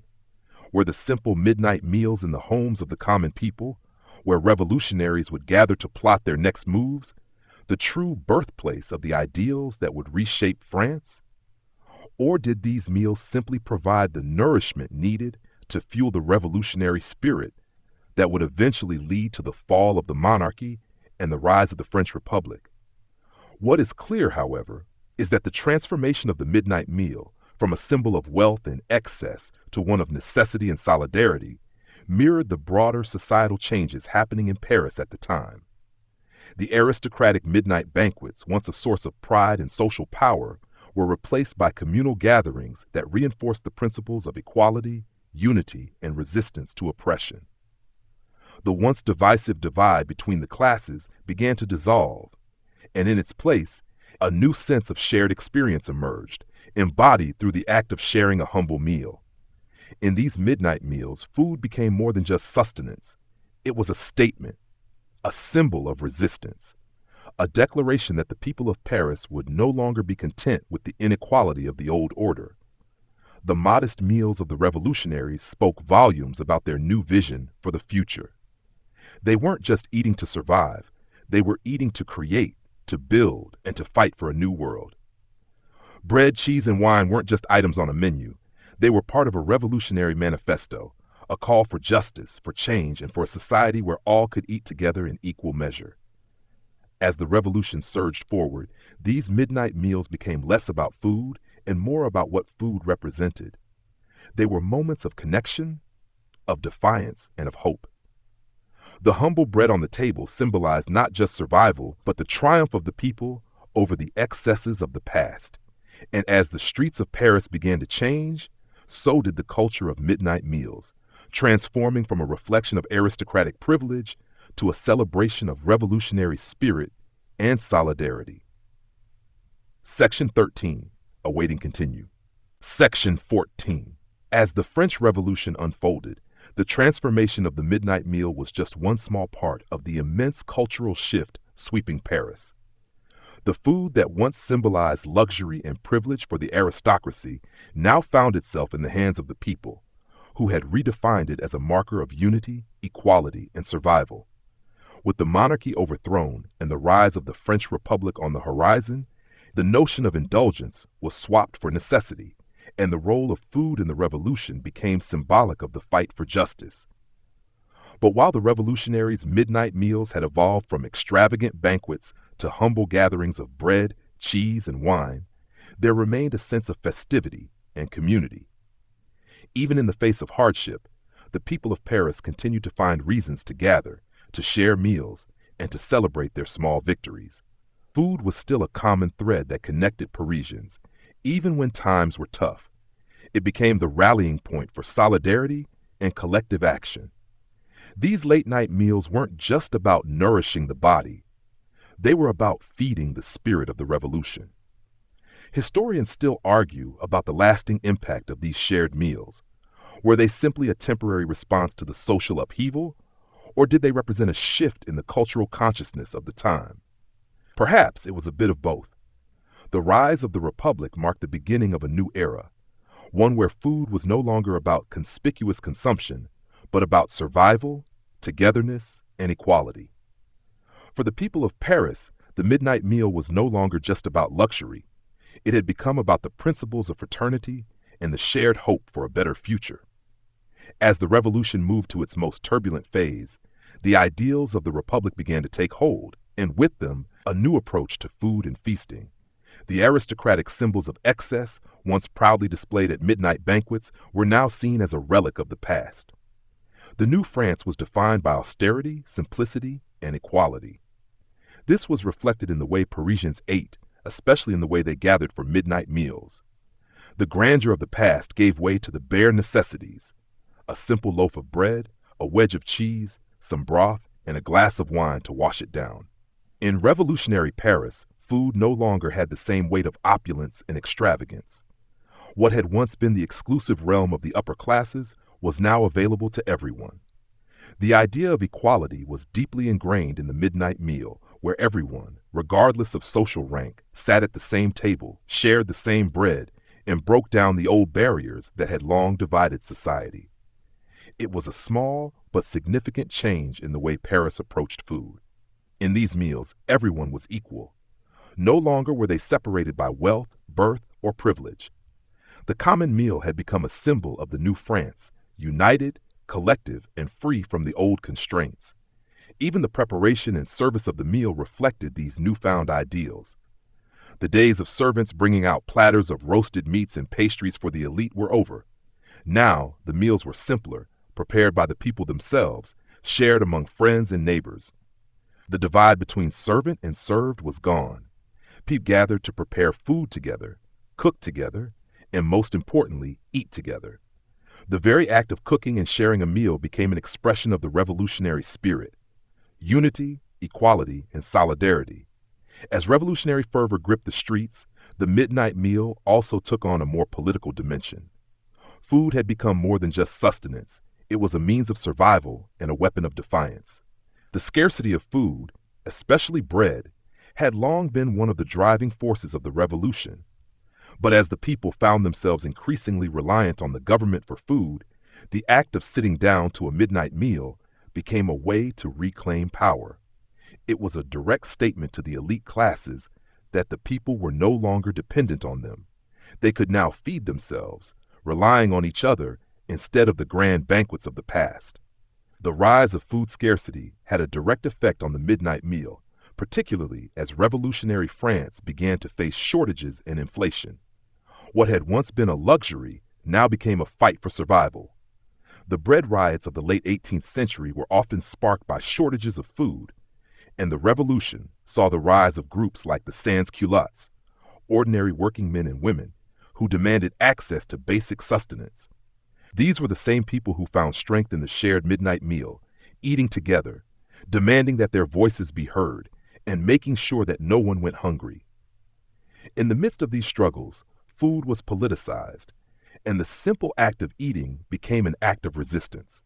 The midnight meal, which had once been defined by its lavishness, was now defined by its simplicity, its communal nature, and its defiance.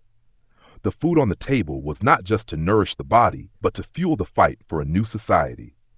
The shared meal became a microcosm of the larger struggles taking place in Paris, the fight for equality, justice, and a new social order. As the revolution continued to unfold, the meaning of the midnight meal would continue to evolve. While food was still central to the experience, its significance was no longer tied to wealth or status. Instead, it became a symbol of the collective spirit of the people. For Parisians, the act of sharing a meal, no matter how simple, represented a victory over the old social order and a new beginning. Though the political landscape of Paris would continue to shift in the years that followed, one thing remained constant: the significance of the midnight meal. It was a symbol of the revolution, of the people coming together in solidarity, of their fight for equality, and of the simple, essential act of sharing food in a world that had been forever changed. Section 14. Awaiting continue. Section 15. As the years following the French Revolution passed, Paris transformed again, but the humble midnight meal remained a constant fixture in the lives of its people. Though the revolution had promised equality, it also brought with it new challenges: political instability, economic hardship, and a changing social fabric. In this environment, the role of food continued to evolve, shifting once more from a symbol of opulence to one of sustenance and survival. The grandeur of the midnight feasts from the days of Versailles was now long gone, but the spirit of community and solidarity that had infused the midnight meals of revolutionaries lived on, shaping the way Parisians continued to eat and gather well into the 19th century. As the Napoleonic era dawned, a new sense of order replaced the chaotic fervor of the revolution. The once rampant indulgences of the aristocracy were reined in, and Paris was no longer defined by the stark class divisions that had so clearly separated the rich from the poor. The Napoleonic reforms brought some semblance of stability to the city, but they also further entrenched the idea that food was a means of political expression. The lavish feasts of the past were relegated to the history books, while simpler, more accessible meals became the norm for Parisians, particularly in the late hours of the night. In the wake of the revolution, the working-class Parisians who had once rallied around the table as a symbol of unity and resistance found their midnight meals taking on new meaning. While the government worked to stabilize food supplies, hunger was still a pervasive issue, and the struggles of the poor did not subside overnight. The streets of Paris remained lined with vendors selling whatever food they could afford to make and sell. The idea of a grand midnight banquet, one that celebrated luxury and excess, seemed almost a distant memory as Parisians made do with whatever they could find, sometimes sharing a loaf of bread with friends and neighbors, other times scraping together scraps from whatever was left in their kitchens. Even as food supplies began to stabilize in some parts of the city, the mid-1800s saw the rise of new, cheaper food options, simpler fare that provided the energy Parisians needed to face their daily struggles. These meals were often cooked in the hearths of humble kitchens, and the heart of Parisian dining culture, particularly for the working class, was found in these everyday, modest meals. Stews, broths, and hearty vegetable-based dishes became the staple foods, much like the soups and breads of the revolutionary days. The midnight meal became synonymous with shared comfort, much like it had during the days of the revolution. But now, it was no longer about resistance or equality. It was about making it through the night and seeing another day. For those in the bourgeois class who were still able to dine lavishly, their midnight meals began to resemble the simpler gatherings of the working class more than the opulent feasts they had once enjoyed. While the aristocracy was still able to enjoy fine wine and richer fare, the bombastic midnight banquets they had once hosted were replaced by more subdued, intimate gatherings. Food was still enjoyed in these circles, but now the focus was less on indulgence and more on connection, on the community of friends and peers.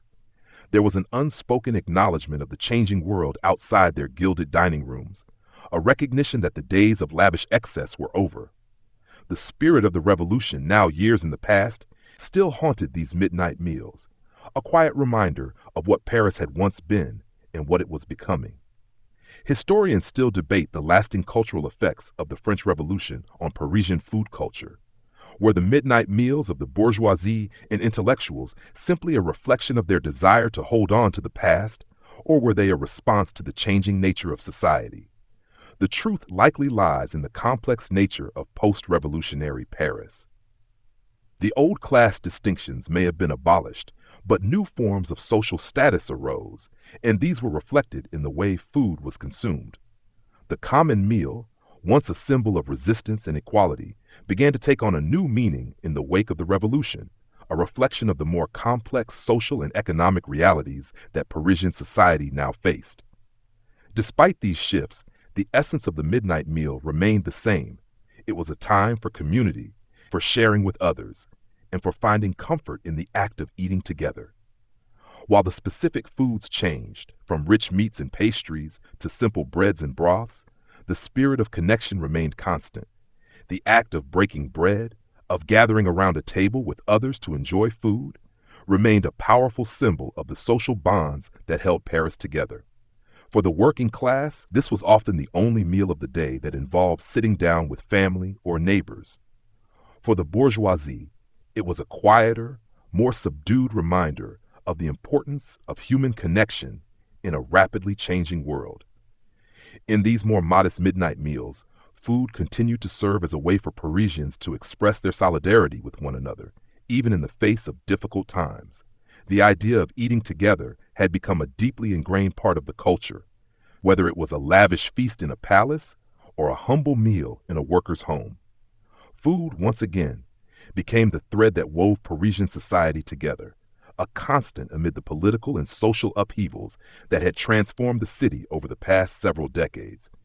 The echoes of the revolution, though fading with time, still reverberated through these midnight meals. The simple act of gathering together to eat, whether out of necessity or tradition, was a reminder of what had been fought for: equality, fraternity, and the promise of a better life.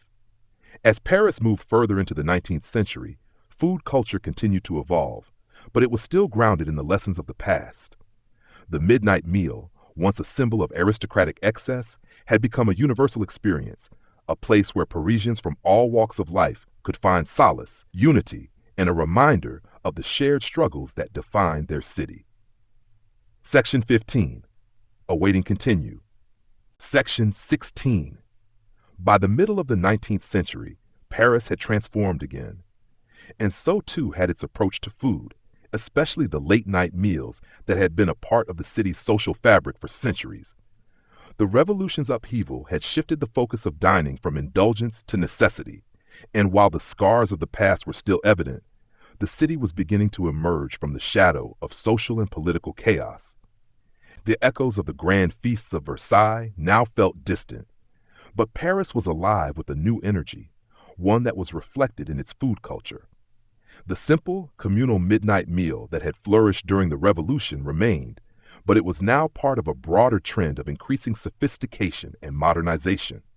The Industrial Revolution had begun to reshape Paris, and with it, the city's food culture evolved. The growth of the middle class, the spread of cafes, and the rise of new technologies in food production all contributed to this shift. Late-night dining, which had once been about community and survival, began to take on new forms. The cafes, often open late into the night, became the gathering places for Paris intellectuals, artists, and emerging bourgeoisie. These were no longer the salons of the aristocracy, where revolutionaries once debated politics and culture over simple meals. Instead, they were vibrant social hubs, where patrons could indulge in a new variety of food, more refined, but still accessible to those who had embraced the newfound sense of egalitarianism that had come after the revolution. Cafes, which had once served as places for coffee and light snacks, now expanded their menus to offer a broader range of foods well into the night.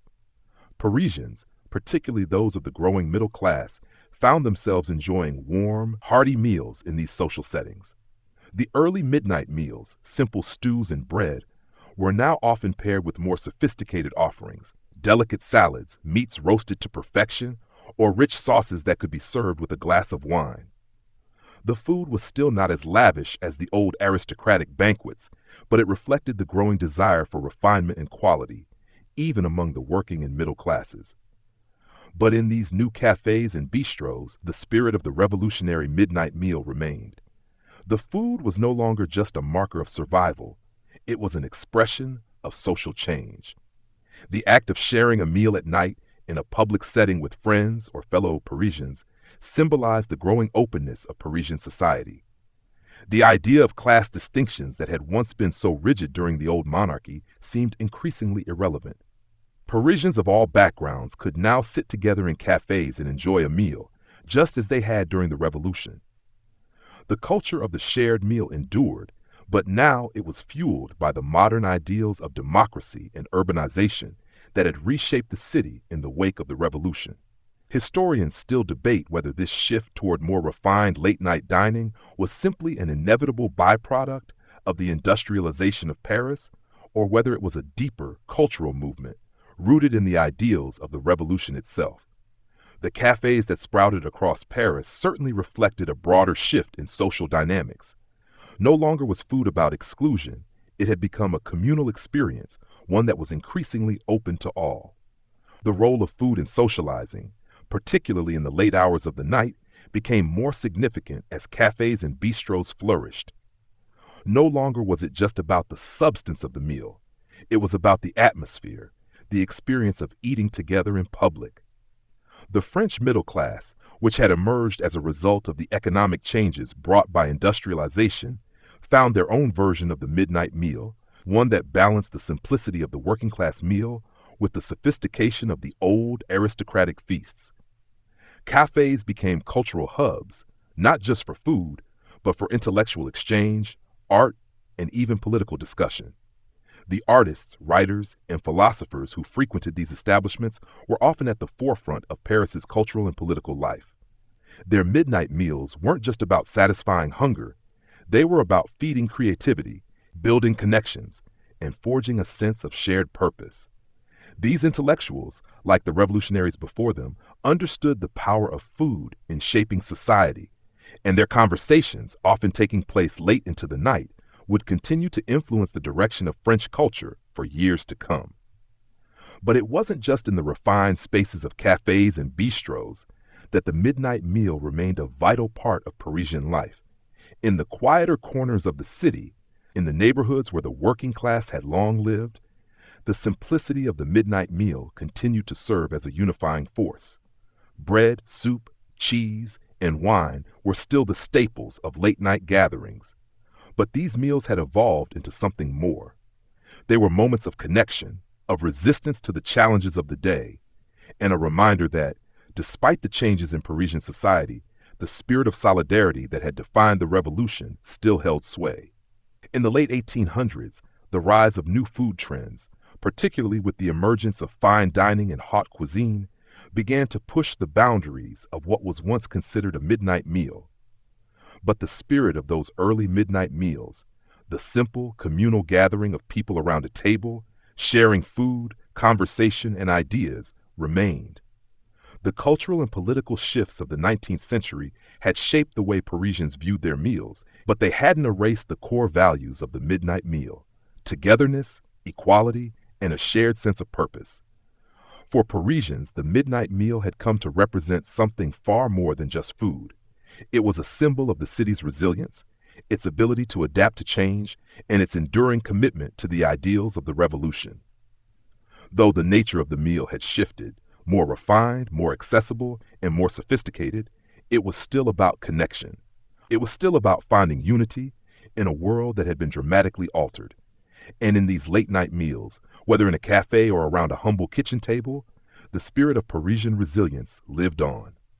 Word count, Section 16, awaiting continue. Section 16. By the middle of the 19th century, Paris had transformed again, and so too had its approach to food, especially the late-night meals that had been a part of the city's social fabric for centuries. The revolution's upheaval had shifted the focus of dining from indulgence to necessity, and while the scars of the past were still evident, the city was beginning to emerge from the shadow of social and political chaos. The echoes of the grand feasts of Versailles now felt distant, but Paris was alive with a new energy, one that was reflected in its food culture. The simple communal midnight meal that had flourished during the revolution remained, but it was now part of a broader trend of increasing sophistication and modernization. The Industrial Revolution had begun to reshape Paris, and with it, the city's food culture evolved. The growth of the middle class, the spread of cafes, and the rise of new technologies in food production all contributed to this shift. Late-night dining, which had once been about community and survival, began to take on new forms. The cafes, often open late into the night, became the gathering places for Paris's intellectuals, artists, and emerging bourgeoisie. These were no longer the salons of the aristocracy, where revolutionaries once debated politics and culture over simple meals. Instead, they were vibrant social hubs where patrons could indulge in a new variety of food, more refined, but still accessible to those who had embraced the newfound sense of egalitarianism that had come after the revolution. Cafes, which had once served as places for coffee and light snacks, now expanded their menus to offer a broader range of foods well into the night. Parisians, particularly those of the growing middle class, found themselves enjoying warm, hearty meals in these social settings. The early midnight meals, simple stews and bread, were now often paired with more sophisticated offerings, delicate salads, meats roasted to perfection, or rich sauces that could be served with a glass of wine. The food was still not as lavish as the old aristocratic banquets, but it reflected the growing desire for refinement and quality, even among the working and middle classes. But in these new cafes and bistros, the spirit of the revolutionary midnight meal remained. The food was no longer just a marker of survival, it was an expression of social change. The act of sharing a meal at night in a public setting with friends or fellow Parisians symbolized the growing openness of Parisian society.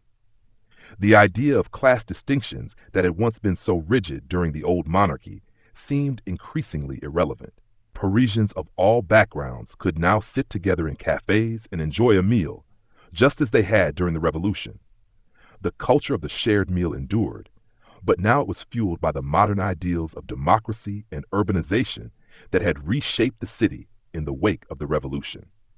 Historians still debate whether this shift toward more refined late-night dining was simply an inevitable byproduct of the industrialization of Paris, or whether it was a deeper cultural movement rooted in the ideals of the Revolution itself. The cafes that sprouted across Paris certainly reflected a broader shift in social dynamics. No longer was food about exclusion. It had become a communal experience, one that was increasingly open to all. The role of food in socializing, particularly in the late hours of the night, became more significant as cafes and bistros flourished. No longer was it just about the substance of the meal. It was about the atmosphere, the experience of eating together in public.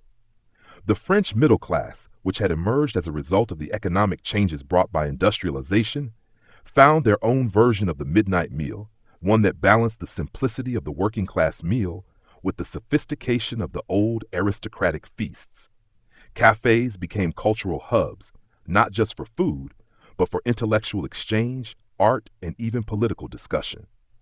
The artists, writers, and philosophers who frequented these establishments were often at the forefront of Paris's cultural and political life. Their midnight meals weren't just about satisfying hunger, they were about feeding creativity, building connections, and forging a sense of shared purpose. These intellectuals, like the revolutionaries before them, understood the power of food in shaping society, and their conversations, often taking place late into the night, would continue to influence the direction of French culture for years to come. But it wasn't just in the refined spaces of cafes and bistros that the midnight meal remained a vital part of Parisian life. In the quieter corners of the city, in the neighborhoods where the working class had long lived, the simplicity of the midnight meal continued to serve as a unifying force.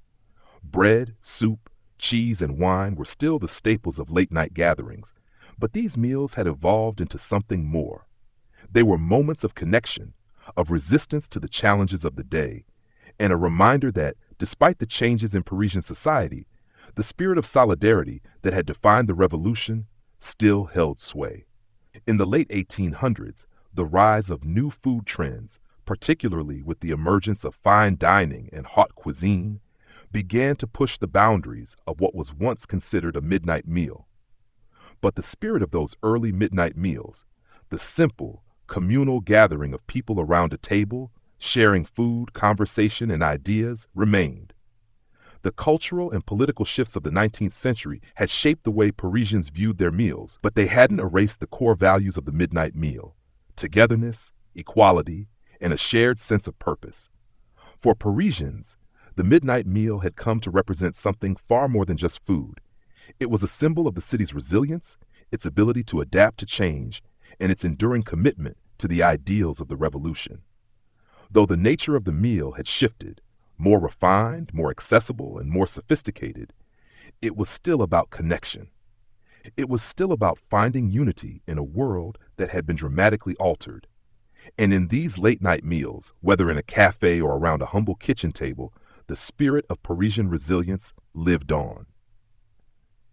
Section 16, awaiting continue. Section 17.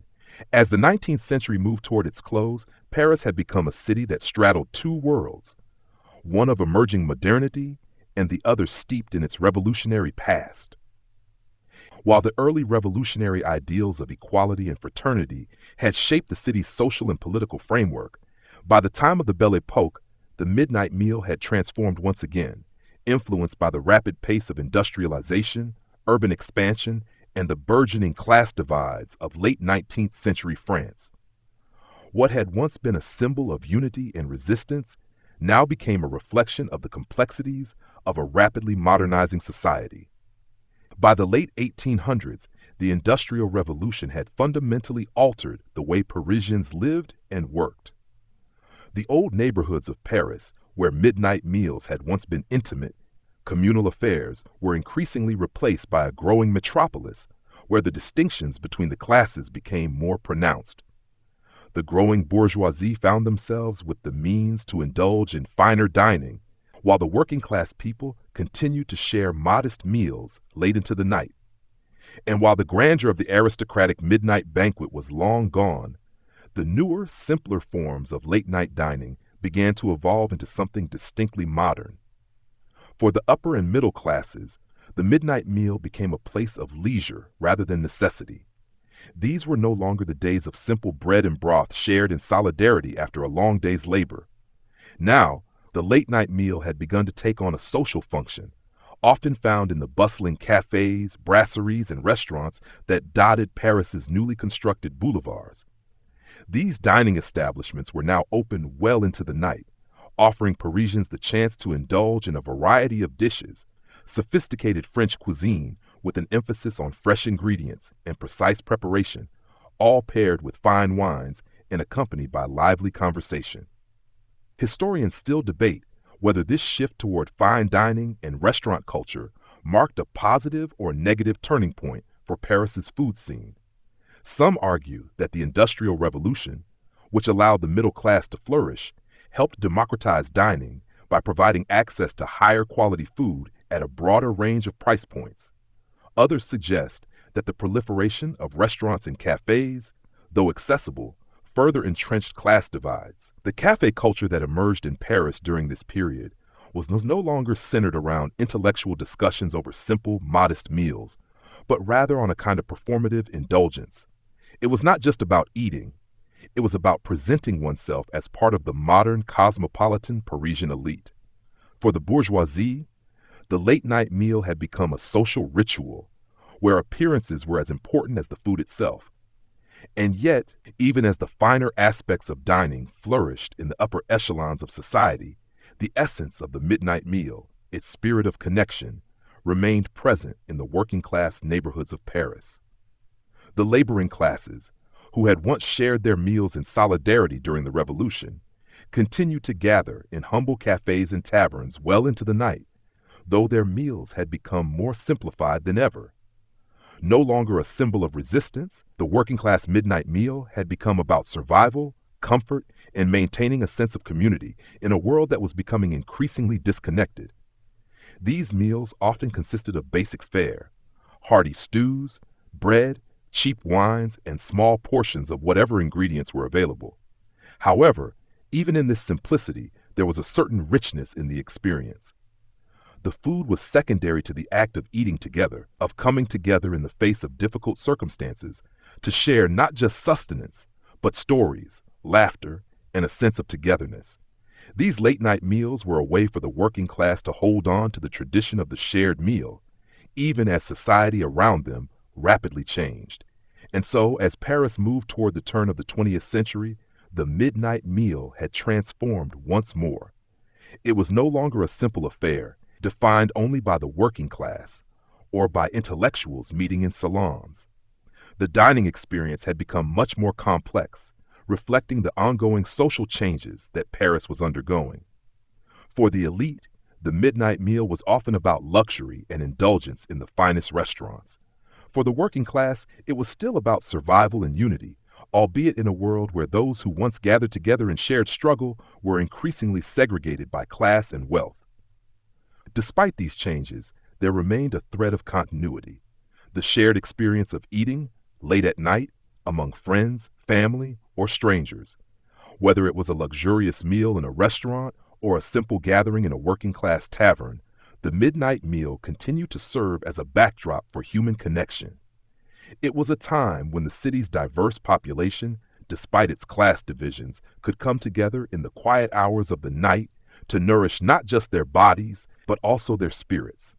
As Paris entered the modern era, the traditional midnight meal, which had once symbolized the ideals of the revolution, began to take on new meanings, shaped by the forces of industrialization, urbanization, and the complex social and political landscape of the late 19th century. Yet through all the changes, through the rise of the cafe culture, the creation of grand restaurants, and the deepening divides between the classes, the spirit of the midnight meal remained at the heart of Parisian life. Historians still argue whether the shift in the nature of midnight meals was ultimately a loss or a gain for the city. Did the increasing sophistication of dining elevate the cultural life of Paris, or did it erode the communal, egalitarian spirit that had once made the midnight meal so powerful? What is clear, however, is that by the end of the 19th century, the midnight meal had become something distinctly modern, shaped by the new forces of industrial Paris, but still tied to the city's long tradition of gathering over food, of finding connection, meaning, and even revolution in the simple act of breaking bread. Section 17. Awaiting continue. Doedai la noordung van band dat ik zoeken to doan prompt band dat cup. As the 20th century dawned, Paris continued to evolve, and so did the concept of the midnight meal. The city that had once been a battleground for revolutionary ideals, where the midnight meal symbolized both solidarity and survival, now found itself in the midst of a new cultural era. The changes of the late 19th century, industrialization, modernization, and urbanization, had forever altered the fabric of the city. But despite these shifts, the midnight meal remained a fundamental part of Parisian life, though it had taken on a new form. The elaborate salons of the Revolution were long gone, but the essence of the midnight meal, the gathering of people over food, continued to endure, albeit in a transformed and more modern context. Paris, now a cosmopolitan hub of culture, art, and intellectual exchange, was no longer defined solely by its revolutionary past. It was becoming the Paris of artists like Picasso and writers like Hemingway, a city where the world came to converge and celebrate. Yet even as the city flourished into the modern era, there was a certain nostalgia for the past, a longing for the simpler, more connected times when meals were shared, not just for sustenance, but as a way to form bonds and reinforce the spirit of equality that had once defined the revolution. The spirit of community in the midnight meal remained, but it had begun to manifest in different forms. For Parisians in the early 20th century, the midnight meal became increasingly more about the café culture. With cafes still open late into the night, Parisians would gather in these lively spaces to enjoy a variety of foods, from small bites to full meals, in a relaxed yet stylish environment. The meal was no longer a heavy, sustaining dish that kept people going through the night, but a lighter, more sociable experience. It became part of the city's emerging nightlife, where dining was just as much about the ambiance and the company as it was about the food itself. But this was not to say that the traditional aspects of the midnight meal were entirely lost.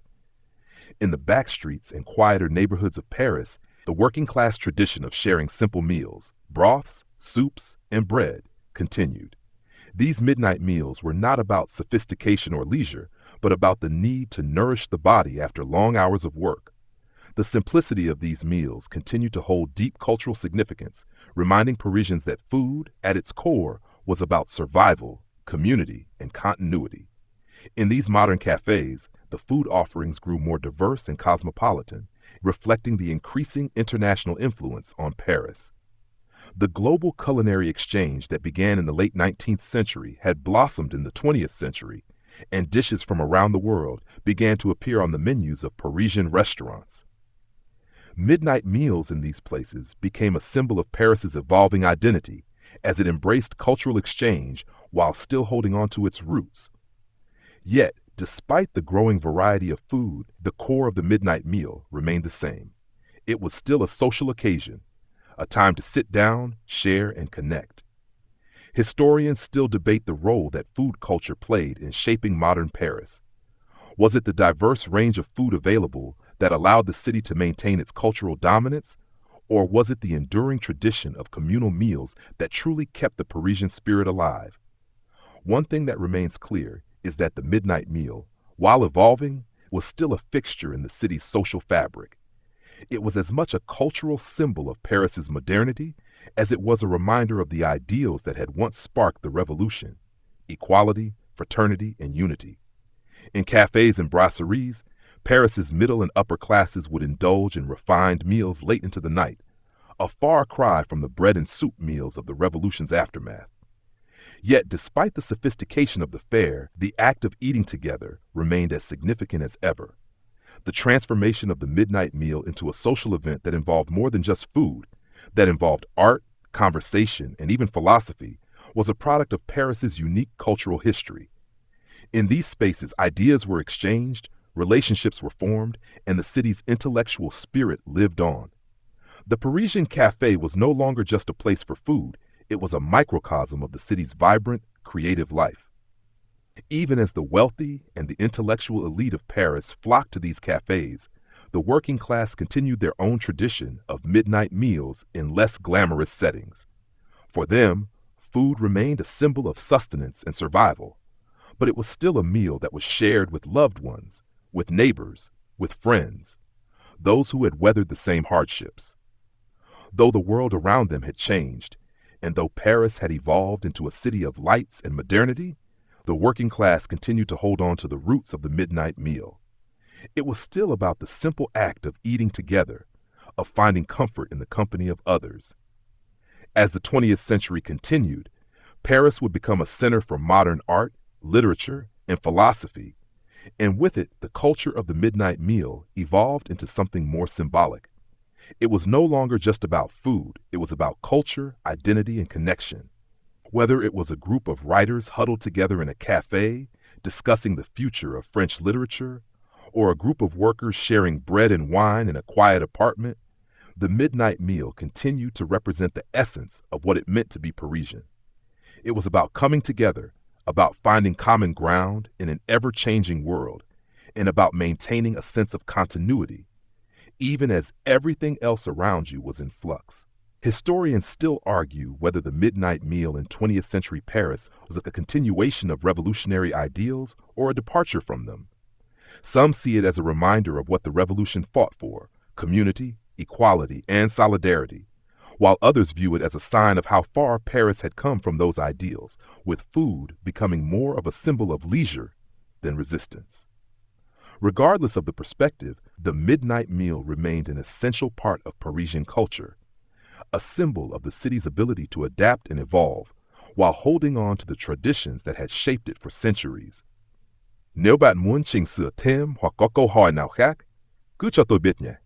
Section.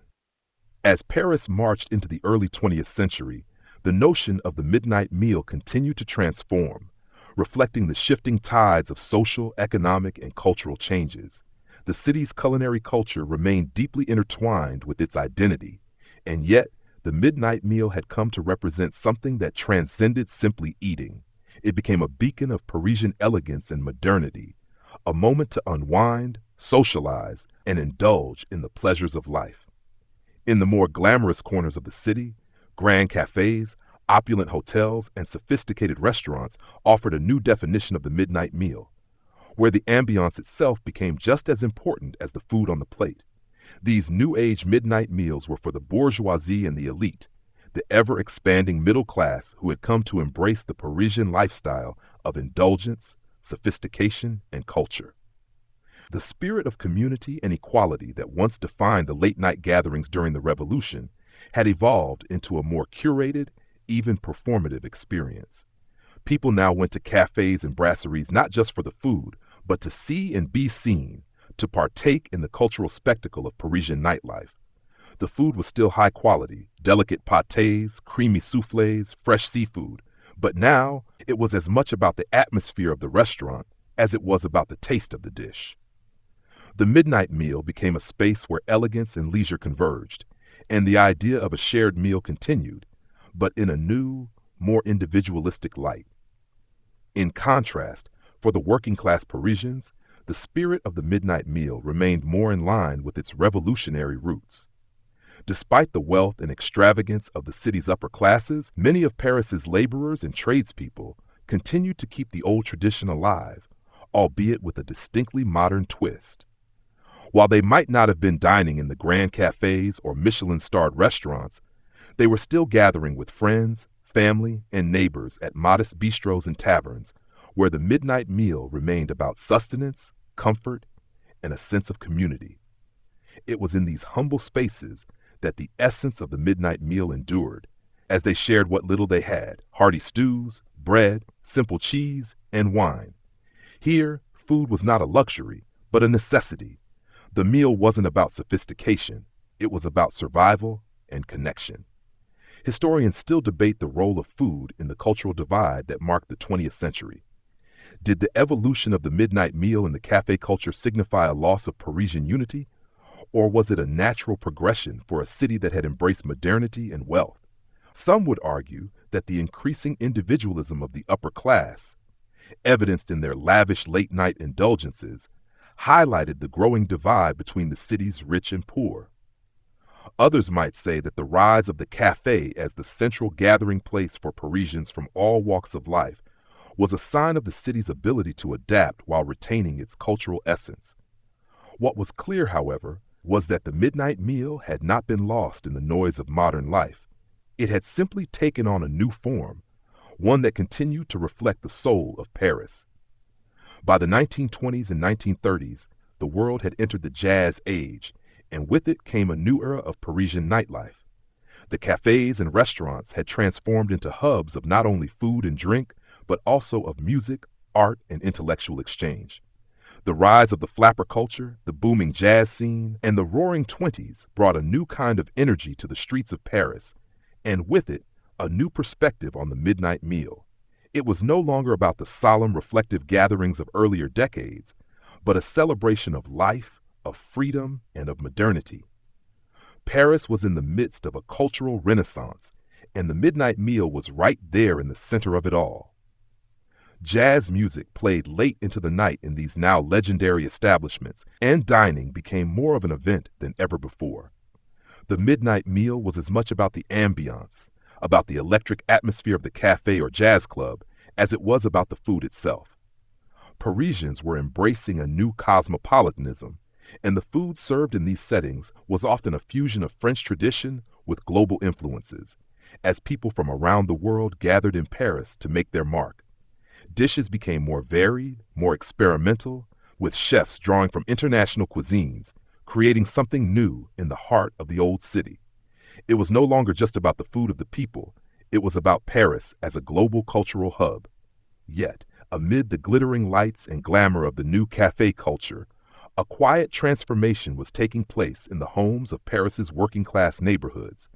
The simplicity of the traditional midnight meal, bread, cheese, and stew, remained at the heart of Parisian life for those who continued to live in the shadows of the city's modern success. For them, the midnight meal was still a time to connect, to unwind after a long day's labor, and to share in the modest pleasures of life. In the face of Paris's rapid transformation, this simpler version of the midnight meal remained a constant, an unshakable symbol of continuity. As the years went on, the working class and the middle class continued to participate in their own variations of the midnight meal, though their experiences diverged as the city itself underwent more dramatic social, cultural, and economic changes. By mid-century, with the rise of television, modern consumerism, and the global spread of food chains, the way Parisians experienced the midnight meal would evolve once again. It would no longer be about the community gathering around a table in the traditional sense. Instead, food would become more accessible through convenience and global chains. But despite these changes, the essence of the midnight meal, the importance of hangover food, remained a quintessential part of what made Paris and the French unique.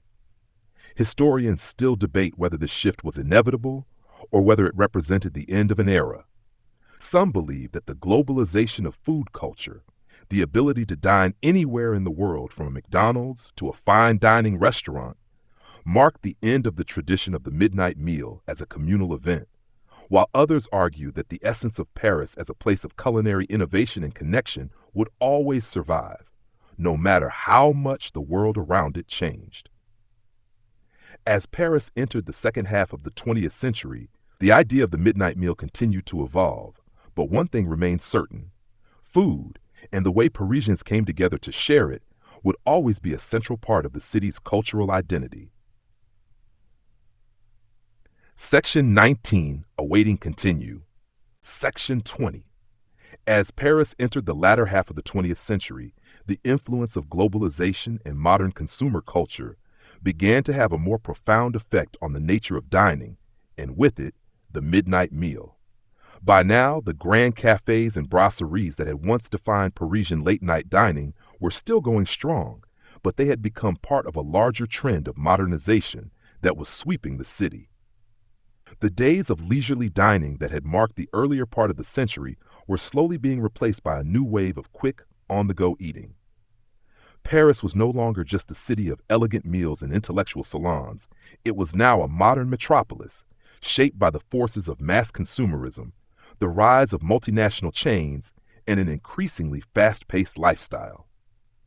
In the 1960s and 1970s, the midnight meal, while still cherished, began to shift further toward convenience. With the growth of 24-hour establishments, Parisian nightlife became more about instant gratification than the leisurely meals of previous generations. The emergence of fast food chains, the rise of the all-night cafes, and the increasing accessibility of takeaway meals changed the landscape of dining in Paris. The traditional, multi-course midnight feasts of the past, once a celebration of both food and company, were now more about grabbing a quick meal in between a late-night concert or bar hopping with friends. The focus was less on the quality of food and more on the experience of socializing late into the night. However, despite the rise of convenience culture, the older tradition of the midnight meal still had its place in Paris. For many Parisians, particularly in the more residential and working-class neighborhoods, the essence of the midnight meal remained rooted in simpler times. The humble bistros and neighborhood taverns continued to serve late-night dishes, soups, roasted meats, hearty stews, that were deeply connected to the city's culinary roots. These meals weren't just about filling a stomach. They were about community, the quiet comfort of sharing a table with friends after a long day, and the enduring connection between food and social solidarity. The idea of food as a means of connection, no matter how modest the meal, endured, even as the broader city experienced more rapid transformations. The rise of nouvelle cuisine in the 1980s and the international acclaim of Parisian chefs brought a renewed focus on culinary refinement. High-end restaurants in the city began to redefine the midnight meal, with gourmet chefs crafting intricate, artfully presented dishes that reflected a new era of fine dining. These meals were no longer about comfort. They were about spectacle, about reimagining what food could be. The traditional midnight banquet, a fixture of the 18th century aristocracy, had transformed into an even more exclusive and refined event in the modern Paris. Yet, as this haute cuisine became increasingly popular among Paris's elite, the more accessible late-night meals remained rooted in the shared meals of the city's everyday people. For many, these modern renditions of the midnight meal, whether in upscale restaurants or small, cozy cafes, became part of a growing culinary renaissance. Paris, even in the face of global homogenization, had not lost its reputation as the world's gastronomic capital. The city's ability to adapt and innovate while staying true to its culinary heritage allowed it to maintain its identity in the 21st century. Parisians still valued the act of sharing a meal, albeit in a new context. The midnight meal, now often enjoyed in fashionable eateries or with a trendy flair, reflected the city's ability to blend tradition with modernity. The 21st century also saw the rise of a new type of Parisian dining culture, the food market. With food trucks, night markets, and pop-up restaurants growing in popularity, the midnight meal had once again begun to embrace a more street-level, accessible format. These gatherings allowed Parisians to gather in public spaces, often outdoors, enjoying diverse street foods, crepes, kebabs, freshly prepared sandwiches, and regional specialties from all corners of France. It wasn't just about the food.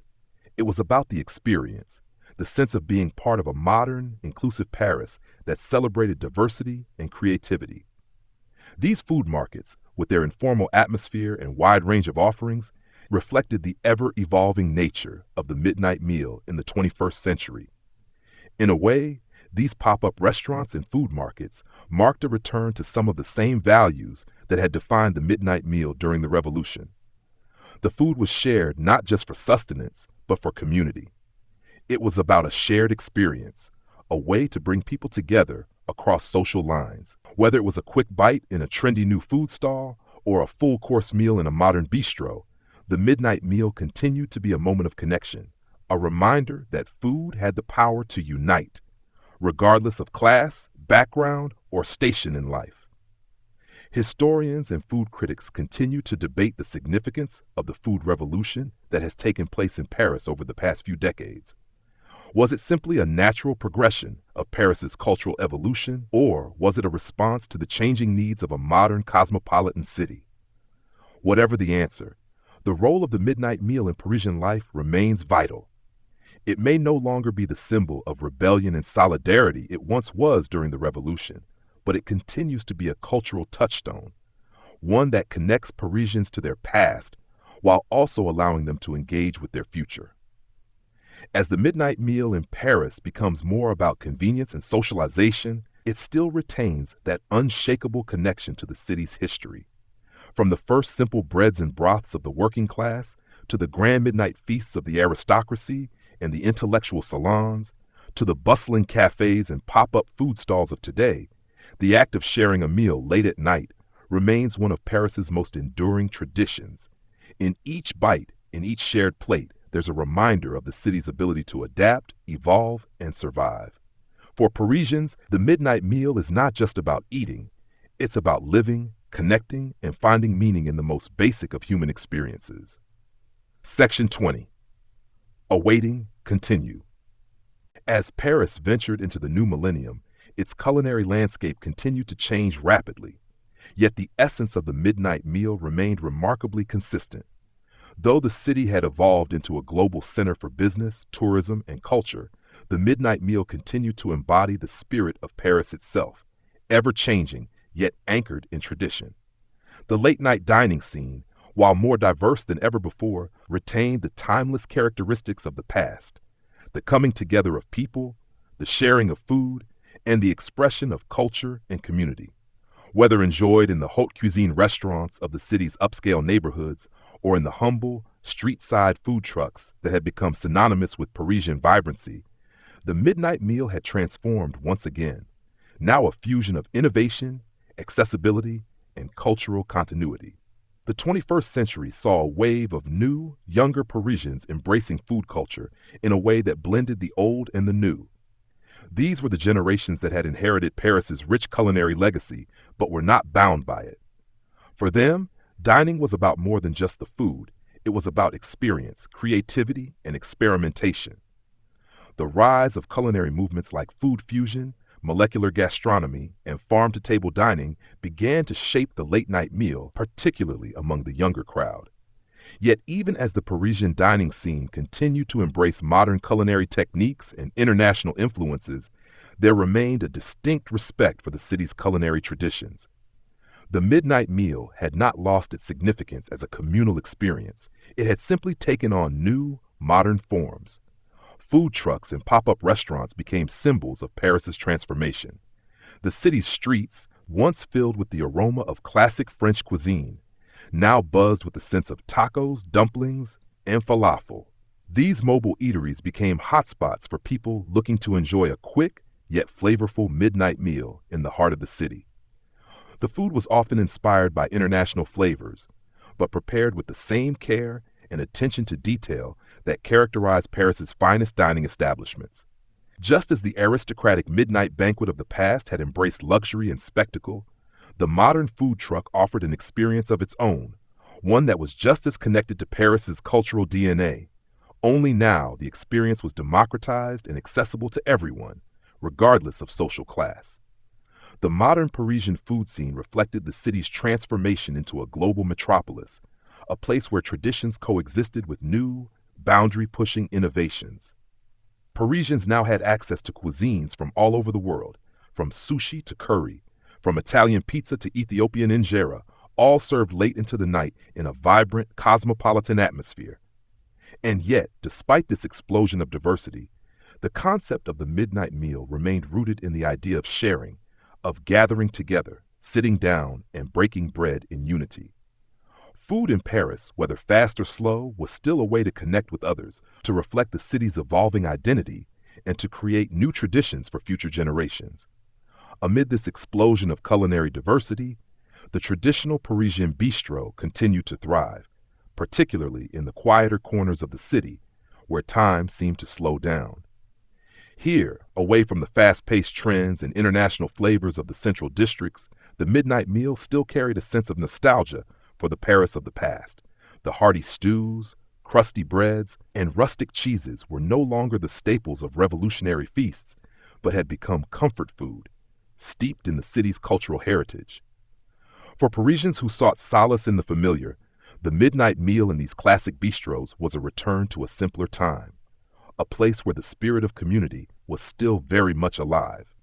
Meanwhile, the city's cafe culture had evolved once again. No longer just a place for coffee or croissants, cafes had become spaces for innovation and social experimentation. In these spaces, Parisians of all walks of life, young professionals, students, artists, tourists, could sit down and enjoy a meal at any hour of the night.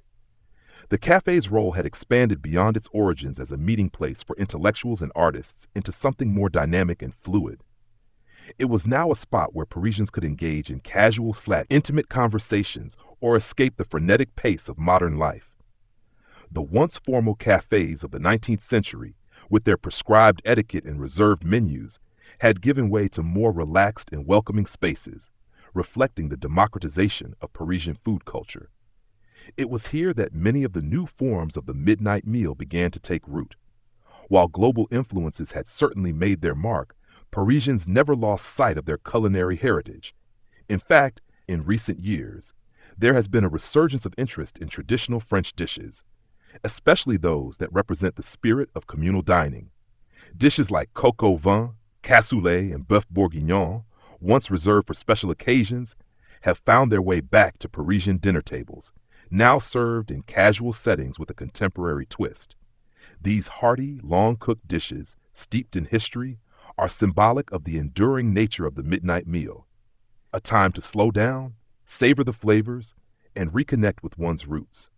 For younger generations, the midnight meal in Paris had become not just about food, but about the entire experience, an opportunity to socialize, to explore, and to express creativity. The growing popularity of street food festivals and late-night pop-up events reflected the city's growing embrace of food as a cultural experience, a way to bring together diverse communities and celebrate the richness of Paris's ever-evolving food scene. While the classical midnight meal of the past was often centered around formal settings and rituals, the modern midnight meal in Paris had embraced a sense of spontaneity, of discovery, and of joy. It was no longer bound by rigid traditions. It had become a celebration of the city's creative spirit. But at its heart, the midnight meal in Paris, whether experienced at a bustling food market, in a cozy cafe, or at a high-end restaurant, continued to reflect the enduring spirit of the city itself.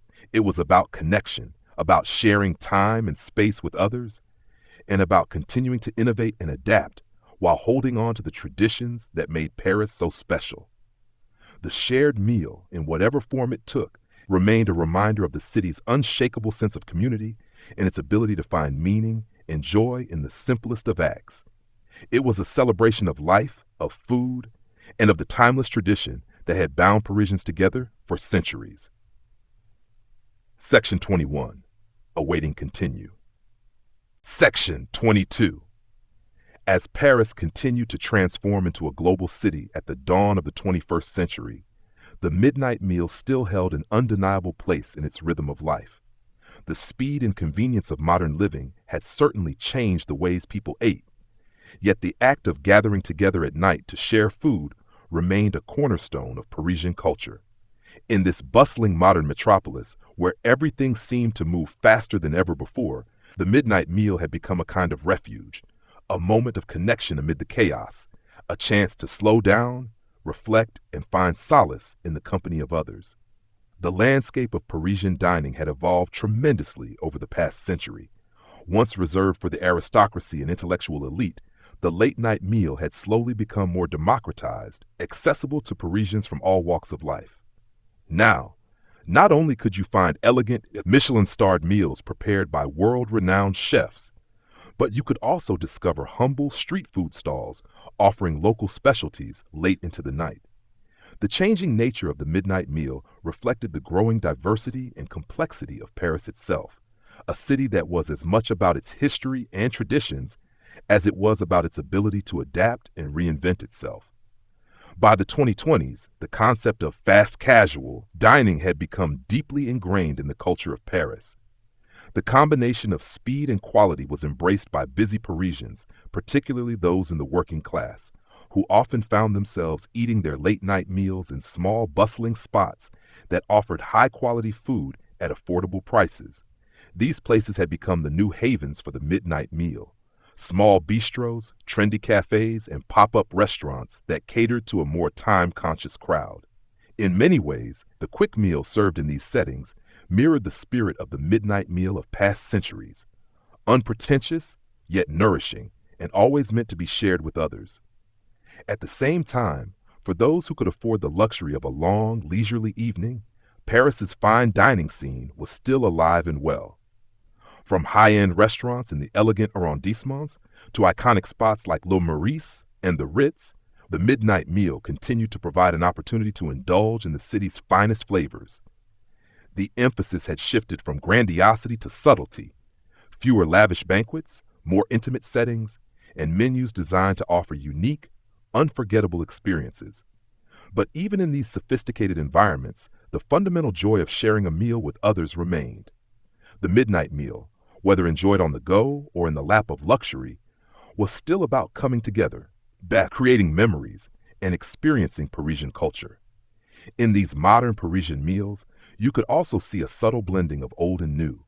Chefs took inspiration from the traditional French classics, coq au vin, cassoulet, duck confit, and reimagined them for a contemporary audience. Yet, they also embraced international influences, pulling ingredients and techniques from every corner of the globe. The fusion of cultures in Parisian kitchens reflected the city's cosmopolitan nature, where the melting pot of international culinary traditions was just as celebrated as the French classics. For the modern Parisian, the midnight meal had become a melting pot of its own, a fusion of tradition, innovation, and global inspiration. As with every evolution in the city's food culture, new waves of social consciousness also impacted the midnight meal. The rise of sustainability in food production, the demand for ethically sourced ingredients, and the awareness of food waste were all influencing the way Parisians approached their midnight meals. More and more, chefs, restaurants, and consumers were making conscious decisions about where their food came from, how it was produced, and how it was consumed. This was especially true in the food markets, which had grown in popularity over the last decade. These open-air markets, many of them open until late at night, became community gathering spots where Parisians could not only purchase fresh, locally sourced ingredients, but also enjoy the simplicity of street food that reflected Paris's growing commitment to sustainability. The growing demand for plant-based diets was also reshaping the way Paris experienced the midnight meal. Vegan and vegetarian options were no longer just niche offerings, they were now mainstream in many restaurants, with chefs innovating in plant-based cuisine. Paris's commitment to culinary creativity meant that the midnight meal had evolved once again to accommodate the growing interest in healthier and more sustainable eating choices. This transition marked a shift in the city's approach to food that aligned with global environmental trends, reflecting the values of younger Parisians who were leading the way toward more sustainable living. Yet, even as food culture adapted to meet the needs of the modern world, the essence of the midnight meal, the act of sitting down together, sharing food, and taking the time to savor life, remained a central part of what made Paris, well, Paris. The late-night meal continued to symbolize more than just nourishment. It was a moment to reflect, to appreciate the people around you, and to enjoy the richness of the city, no matter how quickly the world around you was changing. In the quieter corners of the city, in the neighborhoods that had seen centuries of change, the midnight meal retained its intimate, comforting character. Small family-run restaurants, tucked away in narrow streets, continued to offer dishes that felt like a warm embrace, a reminder of Paris's long history, its evolving culinary traditions, and the timeless appeal of the shared meal. The modest stews and soups that had once been the backbone of the midnight meal during the Revolution were now accompanied by fresh herbs, local vegetables, and seasonal ingredients. The flavors might have been contemporary, but the sentiment was the same. a meal meant to be enjoyed slowly, together, and with purpose. As Paris moved further into the 21st century, its midnight meals remained as much a symbol of the city's resilience as they were a reflection of its ongoing cultural transformation. Even as the world became more interconnected, the unique character of the Parisian dining experience, its ability to blend tradition and modernity, sophistication and simplicity, local and global, continued to shine through. The act of gathering over food at midnight, no matter how the meal had evolved, remained an enduring symbol of community, creativity, and the shared joy of being together. The future of the midnight meal in Paris is likely to continue its evolution, fueled by new ideas, global influences, and the ever-changing demands of modern life. But through all the change, one thing is certain: the essence of the midnight meal will never truly fade. It will always be a reflection of the spirit of Paris itself, dynamic, adaptive, and deeply committed to the timeless act of sharing a meal with those you care about, late into the night. Section 22. Awaiting continue. Section 23. As Paris approached the later years of the 21st century, its food culture had become one of the most diverse and inclusive in the world, reflecting the city's globalized identity. No longer was Paris just a haven for traditional French cuisine. It was a dynamic, evolving food capital where every corner of the world could be found in its kitchens, streets, and late-night dining spots. And yet, amid this explosion of culinary variety, the midnight meal, the tradition of coming together over food at the close of the day, remained as vital as ever. It had become a symbol of Paris's adaptability, a constant in a city that was constantly shifting, where food continued to shape not just the identity of the city, but its people's ability to connect, communicate, and celebrate. By this time, the once clear divide between high-end dining and street food had blurred. Michelin-starred restaurants no longer felt like the exclusive domain of the rich. Rather, many were part of a larger conversation about food accessibility, sustainability, and community. Younger chefs, many of whom had grown up with the values of global cuisine, ethical sourcing, and culinary experimentation, began to lead the charge for a new kind of fine dining, one that celebrated local and organic ingredients, emphasized sustainability, and maintained a focus on tradition while also embracing change. These new dining experiences, which were often more relaxed than their predecessors, drew large crowds late into the night, where the meal was not only about the food, but about the experience of being together in one of the most culturally vibrant cities in the world. The modern midnight meal in Paris had become, in many ways, more inclusive than ever. While the wealthier Parisians might still flock to the glittering restaurant districts, a parallel food revolution was taking place in the lesser-known neighborhoods, where small family-run bistros, immigrant-run eateries, and late-night pop-up restaurants had brought new life to the city's food scene. In areas like Belleville, the 11th arrondissement, and the outskirts of the city, a more informal, yet no less delicious dining culture emerged. Here, the midnight meal was often a reflection of Paris's increasingly multicultural fabric, offering everything from spicy ramen to Senegalese mafe, from North African couscous to Lebanese shawarma. Parisians had become more than just consumers of their own culinary traditions. They had become part of an ongoing, global dialogue about food. Late-night dining had expanded far beyond the walls of restaurants. Food markets that operated well into the night had become a key component of Paris's evolving food scene, with vendors offering a wide range of international street foods in a celebration of both the city's history and its future. These night markets, often held in public spaces, provided an accessible communal experience that allowed people from different walks of life to gather together and share a meal, just as they had during the city's revolutionary past. Unlike the past, when street food was often associated with the working class, these markets now attracted people of all ages and backgrounds. The excitement of wandering through vibrant rows of stalls, sampling everything from Korean barbecue to Moroccan tagine, had become an essential part of the Parisian nightlife experience. While these new ways of enjoying the midnight meal were emerging, some traditional aspects of Parisian dining were far from forgotten. In fact, as the world outside changed, Many Parisians found themselves turning back to the foods that had defined their childhoods, the rustic dishes that had once been at the heart of family meals. In the late-night bistros and brasseries, patrons would still enjoy the comforting classics: a hearty bowl of French onion soup, a perfectly seared duck breast with a rich velvety sauce, or a simple but delicious baguette with butter.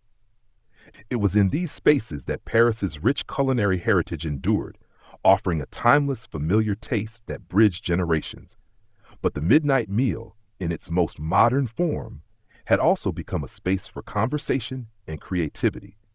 In the same way that artists and intellectuals once gathered in salons to discuss revolutionary ideas, Parisians now came together at these late-night meals to discuss everything from politics and culture to the latest trends in art, technology, and design.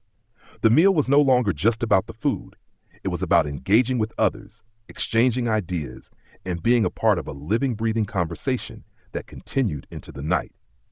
In a sense, the evolution of the midnight meal mirrored the transformation of Paris itself. The city had gone from the beating heart of revolutionary change to a global hub for art, culture, business, and cuisine. Through it all, food had remained an essential part of the Parisian experience. It wasn't just about filling an empty stomach. It was about connection, expression, and identity. As the city adapted to a globalized world, the midnight meal remained a constant, grounding the people of Paris in their shared history while also embracing the future. Even with all of the changes in the city's food scene, one thing remained the same: Paris's commitment to the communal meal. No matter how much dining habits had shifted over the years, the act of coming together to share food, to slow down, and to connect with others was still at the core of the midnight meal. Whether in a humble bistro, at a lavish restaurant, or at a food market late into the night, the shared meal was a symbol of unity, a reminder that despite the bustling pace of modern life, some traditions never lose their meaning. Looking back, it's clear that the midnight meal in Paris was not just a fleeting trend or a momentary indulgence. It was a thread that connected generations, cultures, and social classes. It had witnessed the rise of revolutions, the shaping of intellectual movements, the birth of culinary artistry, and the continuous reinvention of a city that never stopped evolving. The midnight meal had survived it all, continuing to serve as a symbol of the resilience and adaptability of Paris. And as the world moved forward into a new era, one thing was certain: the midnight meal in Paris would continue to be a space where food, culture, and community came together in a celebration of life itself. Section 23. Awaiting continue. Section 24. As Paris entered the 22nd century, its timeless midnight meal had become an essential part of the city's identity, not only enduring but thriving in a new and exciting cultural landscape. The rhythm of life in the city had changed dramatically, thanks to advancements in technology, communication, and global interconnectivity. Yet amid this rapid transformation, the tradition of gathering at midnight to share a meal, to reflect, and to connect remained resolute. The city had long been a beacon of creativity, and in the new century, it continued to embrace food not just as sustenance, but as art, an expression of culture, history, and a shared sense of humanity. With the rise of artificial intelligence, automation, and hyperconnectivity, the pace of life in Paris had become even faster, and as a result, dining habits had become more dynamic. The luxury of long, drawn-out dinners had given way to faster, more efficient meal options. While many late-night meals were now consumed through automated delivery services or in instant gratification eateries, there remained a vast appreciation for culinary experiences that celebrated not only the food itself, but the connection between people. Restaurants, now equipped with high-tech innovations, offered experiences that transcended traditional dining. Some had even adopted augmented reality or immersive dining experiences that could take a diner on a sensory journey through history, or even transport them to virtual versions of faraway lands. These meals, designed to stimulate the senses beyond taste, reflected Paris's ongoing role as a leader in culinary experimentation and imagination. Yet, in true Parisian fashion, the essence of the midnight meal had found new ground in a blend of nostalgia and innovation. Despite the allure of futuristic dining experiences, Parisians continued to honor their roots, especially when it came to the ritual of the midnight meal. The cafes, brasseries, and bistros remained the heart of late-night dining, though their offerings had been updated to reflect the evolving times. Some establishments served fully automated meals prepared by robotic chefs, while others upheld the tradition of handcrafting every dish with care and precision.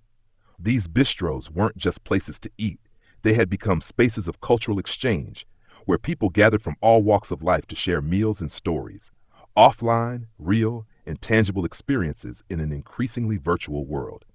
At the same time, street food had not only endured but had evolved into an increasingly refined art form. Food trucks and pop-up vendors, some offering futuristic culinary inventions, others celebrating age-old French recipes, had become an integral part of Parisian nightlife. The global culinary scene now coexisted with French traditions in a way that was unique to Paris.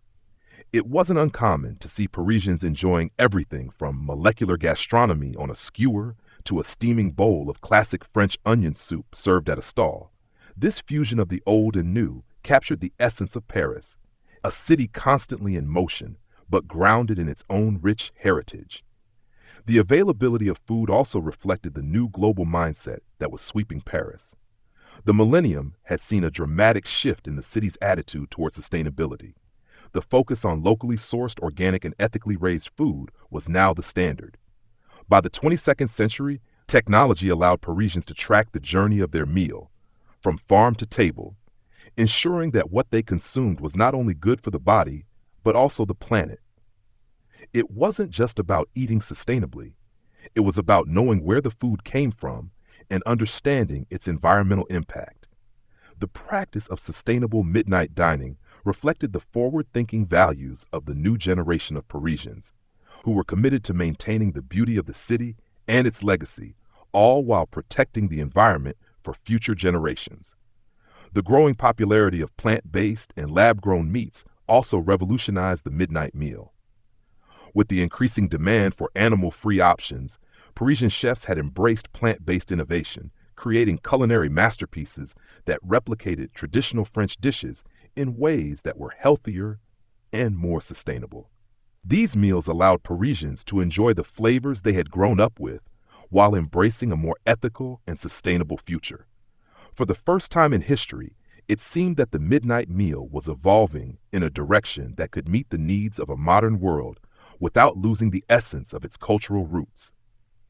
Even as these new trends emerged, one thing remained constant: the social nature of the midnight meal. Parisians still cherished the act of gathering around a table, no matter how futuristic the meal or setting might be. In the digital age, it was the shared moment of connection that still held the most value.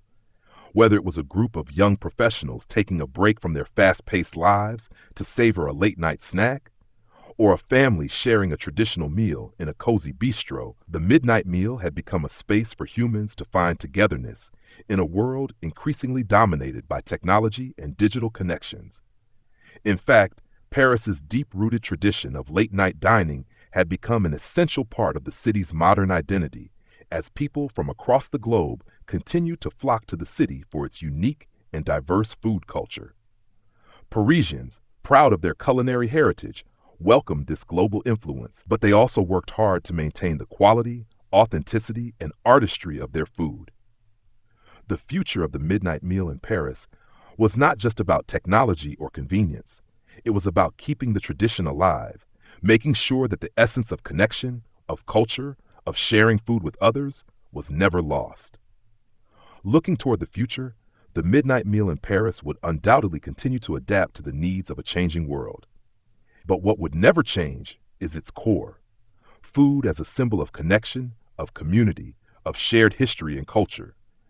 As Paris continued to push the boundaries of what was possible, its midnight meal would remain a beacon of resilience, tradition, and creativity. It would continue to be a space where Parisians and visitors could come together to slow down, to break bread, and to find meaning in the simple yet profound act of eating together.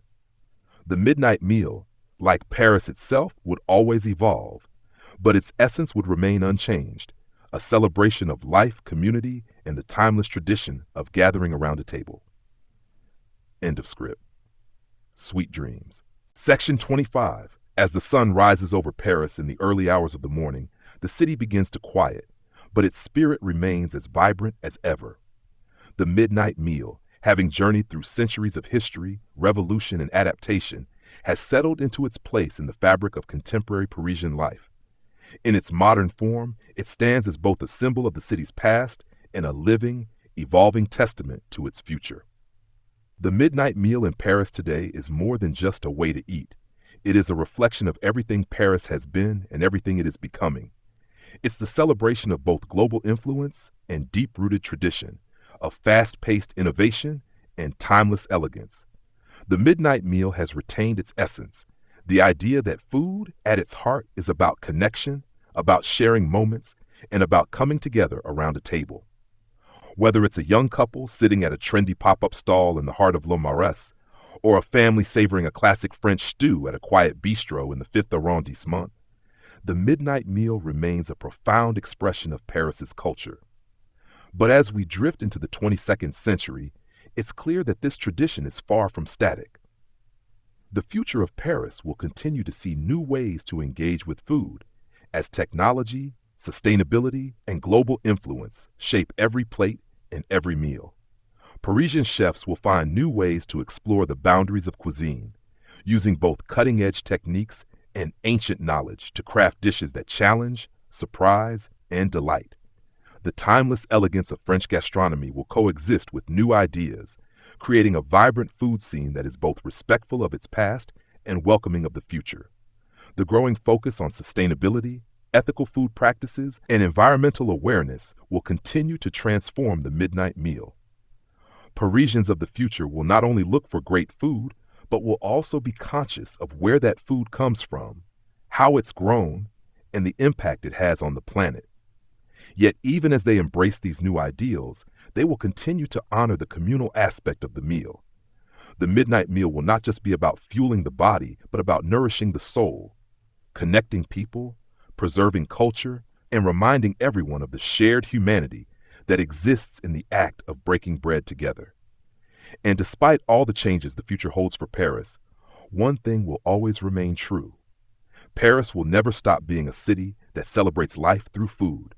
The midnight meal will always be a sacred part of that celebration, a place where people can pause, enjoy, and appreciate the simple, timeless pleasure of sharing food and company, no matter what century it is. In the stillness of those quiet early hours, with the city gently wrapped in sleep, there will always be a few places in Paris still alive with laughter, conversation, and the clink of glasses, still carrying on the tradition of the midnight meal.